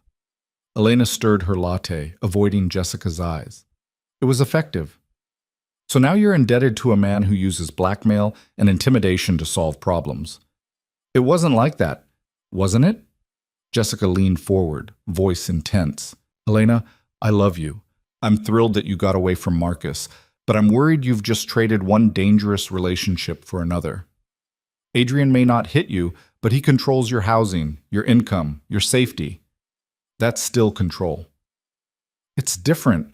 I can leave anytime I want." "Can you? Really?" Jessica's expression was sad, not accusatory. "Because from where I'm sitting, it looks like you're dependent on Adrian for everything. What happens if you want to quit? Do you think he'll just let you walk away with everything you know about his business?" The question hit harder than Elena wanted to admit. Because Jessica was right. She knew things now. About Vincent Calabrese and his money laundering, about the guests at Adrian's events who operated in legal gray areas, about the way Adrian solved problems through intimidation and connections rather than official channels. She was complicit, and complicity created its own kind of cage. I don't know, Elena admitted, but I do know that right now I'm safer and more financially stable than I've been in years. Maybe that's not perfect freedom. Maybe it comes with strings attached, but it's better than where I was. Is it enough, though? Just being better than Marcus? Jessica reached across the table, gripping Elena's hand. You deserve more than that. You deserve actual independence, real autonomy, a life you build for yourself rather than one someone gives you. The words stayed with Elena for days, echoing through her mind during events and quiet evenings alone. She thought about the contract she'd signed, the salary she earned, the suite she lived in, about the skills she was developing, reading people, navigating elite social circles, understanding the unspoken rules of wealth and power, about who she was becoming in Adrian's world versus who she might be outside it. The answer arrived unexpectedly on a Tuesday afternoon. Elena was reviewing notes from a recent event when her phone rang, a number she didn't recognize. Miss Voss, this is Margaret Chen from the Thornton Foundation. I'm calling because your name was recommended to us as someone with exceptional talent in event coordination and guest relations. Elena's heart jumped. Recommended by whom? Adrian Moretti, actually. He spoke very highly of your skills and suggested you might be interested in a position with our organization. We're a nonprofit focused on supporting survivors of domestic violence, and we're looking for someone to manage our annual gala and other fundraising events. It took Elena a moment to process what she was hearing. Adrian had recommended her for a job, a legitimate, independent job with a nonprofit organization. I'm very interested, she said carefully. Can you tell me more about the position? Margaret outlined the role. Full-time, $60,000 a year, benefits included, working with a team to coordinate events that raised money for shelters and support services. It was less money than what Adrian paid her, but it was real, it was meaningful, and most importantly, it was entirely separate from his world. It was a door out of the cage. We'd love to interview you if you're interested, Margaret continued. Perhaps next week? Yes, absolutely. Thank you. After hanging up, Elena sat in stunned silence. Adrian had done this, created an exit option for her without being asked, without fanfare, without demanding gratitude. It was the opposite of everything Marcus had ever done, the opposite of the control she'd feared Adrian might eventually exert. It was freedom offered freely. She found Adrian in his office that evening, working through paperwork with his usual focused intensity. He looked up when she entered, something questioning in his expression. The Thornton Foundation called me today, Elena said without preamble. Did they? Adrian's tone was carefully neutral. And you recommended me for their events position. Why? Adrian set down his pen, leaning back in his chair. Because you're good at what you do, and they need someone with your skills. Also because I thought you might want options. Options? Yes. Options. He met her eyes directly. Elena, you're not a prisoner here. You never were. I hired you because you had skills I needed, and I could offer you resources you needed. That was the deal. But deals can change. Circumstances can evolve. If you want to build a career in legitimate nonprofit work, you should have that opportunity. Even though it means losing me as an employee? Even though. A slight smile. You've more than earned your salary over these past few weeks. You identified problems I wouldn't have caught, navigated difficult social situations with grace, and proved you can survive in my world without losing yourself. That's worth something. Worth ensuring you have choices about what comes next. Elena felt tears prickling her eyes. I don't know what to say. Say you'll interview with Thornton, see if it's a good fit. If it is, take the job with my blessing and an excellent reference letter. If it's not, your position here remains available for as long as you want it. Adrian paused. But Elena, whatever you decide, the suite is yours for another 6 months minimum, paid in full. You don't have to worry about housing while you figure out your next steps. The generosity of it was staggering. Elena had expected many things from Adrian: calculated manipulation, strategic generosity, the slow tightening of control disguised as care.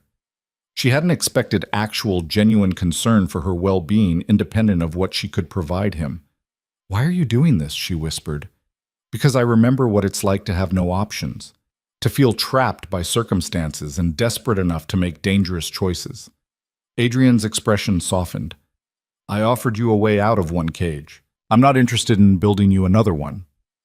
That night, Elena called Jessica and told her everything. The job offer, Adrian's recommendation, the housing he'd promised regardless of whether she continued working for him. Holy shit, Jessica breathed. Elena, that's incredible. I mean, I did not see that coming. Neither did I. So what are you going to do? Elena thought about it, about the Thornton Foundation and meaningful work that directly helped women like her, about the skills she'd developed in Adrian's world and how they might translate to something both legitimate and fulfilling, about the freedom to choose without financial desperation driving every decision. I'm going to interview with Thornton, she said, see if it's the right fit. But Jessica, even if I take that job, I think I want to stay connected to Adrian's world in some way. Maybe as a consultant, maybe just as someone who occasionally helps out at events. Because as complicated as it is, I've learned things there. About power, about confidence, about navigating spaces that used to terrify me. Just promise me you'll be careful, that you won't let gratitude turn into obligation. I promise. The interview with Thornton went better than Elena could have hoped. Margaret and her team were passionate, professional, and deeply committed to their mission. The position would involve coordinating 4 major events per year, managing vendor relationships, and working directly with survivors to ensure the foundation's work actually served their needs. It was perfect. Elena accepted the job on the spot, start date in 2 weeks. When she told Adrian, he smiled with what looked like genuine pride. Congratulations, they're lucky to have you. I couldn't have gotten this without you. The skills, the confidence, the recommendation. You had the foundation already. I just gave you a space to rebuild.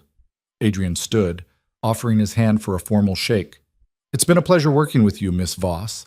And if you ever need anything, reference, advice, someone to make a problem disappear, you know where to find me. Elena took his hand, surprised by how much she'd missed this. The events, the observation, the strange thrill of navigating dangerous spaces with Adrian's protection. But she'd missed the cage more than she'd missed the safety it provided. Thank you, she said, for everything. For seeing potential in me when I couldn't see it in myself. For protecting me when I needed it. For letting me go when I was ready. That's what freedom is, Adrian said quietly. Knowing you can leave and choosing to stay, or choosing to go and knowing you're welcome to return. The next 2 weeks passed in a blur of transition.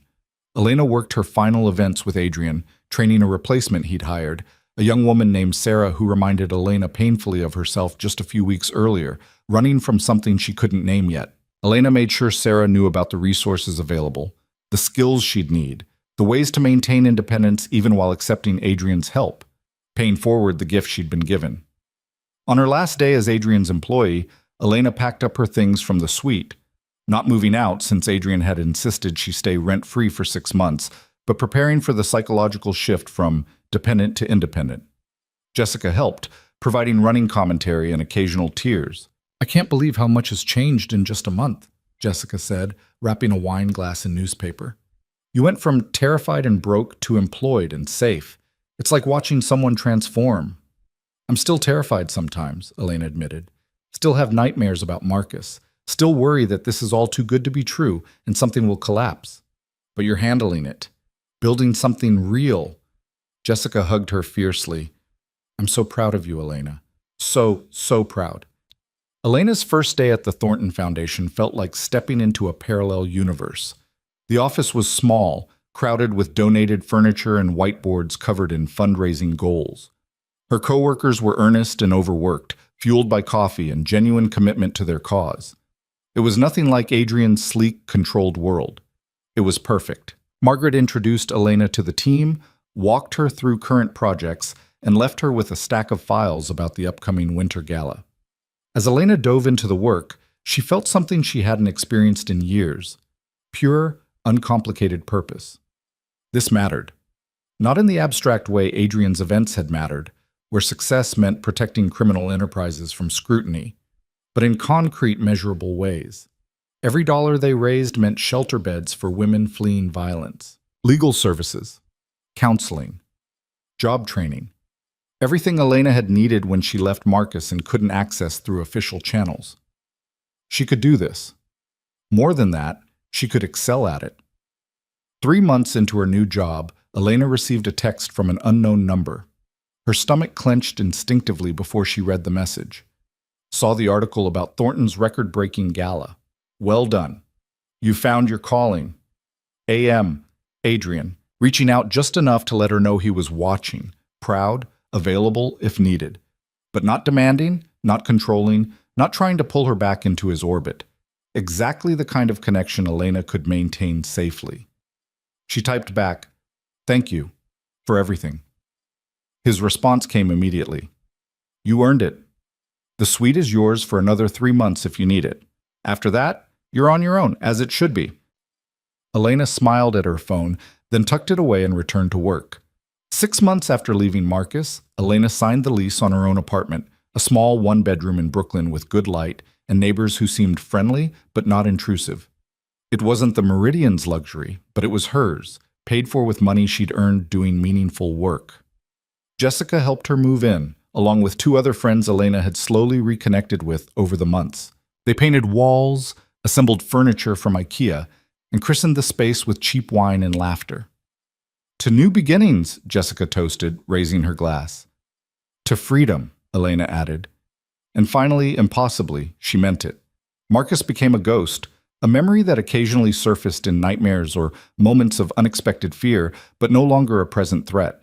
Detective Martinez called once to inform her that Marcus had moved to Boston for a new job, effectively removing himself from her sphere entirely. Whether that was genuine geographic coincidence or the result of Adrian's continued influence, Elena didn't ask. Some answers were better left unknown. Adrian she saw occasionally, at charity events where their professional spheres overlapped. They maintained cordial distance, a polite conversation here, a professional collaboration there. He never asked her to return to his employment, and she never felt obligated to offer. It was the healthiest relationship with a man Elena had experienced in years. On the 1-year anniversary of the night she'd fled to the Meridian, Elena stood on her apartment's small balcony and looked out at the Brooklyn skyline. She thought about the woman who'd stumbled through the rain with $300 and terror in her heart, about the choices that had followed, some brave, some desperate, all leading inexorably to this moment. She'd survived. More than that, she'd transformed, turned trauma into strength, dependence into autonomy, victimhood into advocacy. Her phone buzzed with a message from the Thornton Foundation's director. "Board approved your proposal. You're now our Director of Events and Survivor Services. Congratulations, you've earned it." Elena read the message 3 times, letting the reality sink in. Director. A title she'd earned through skill and dedication, not given as charity or extracted as payment for enduring abuse. Hers. She looked down at the street below, watching people move through their evening routines, coming home from work, meeting friends, living the ordinary lives that had once seemed impossibly out of reach. Now she was one of them, just another woman with her own apartment and meaningful work and the freedom to build whatever future she chose. The cage was gone, not because someone had unlocked it, but because Elena had learned to pick the lock herself. And standing here on her balcony, overlooking a city that no longer felt threatening but full of possibility, Elena Voss finally allowed herself to believe something she'd thought lost forever. She was going to be okay, more than okay. She was going to thrive. The end.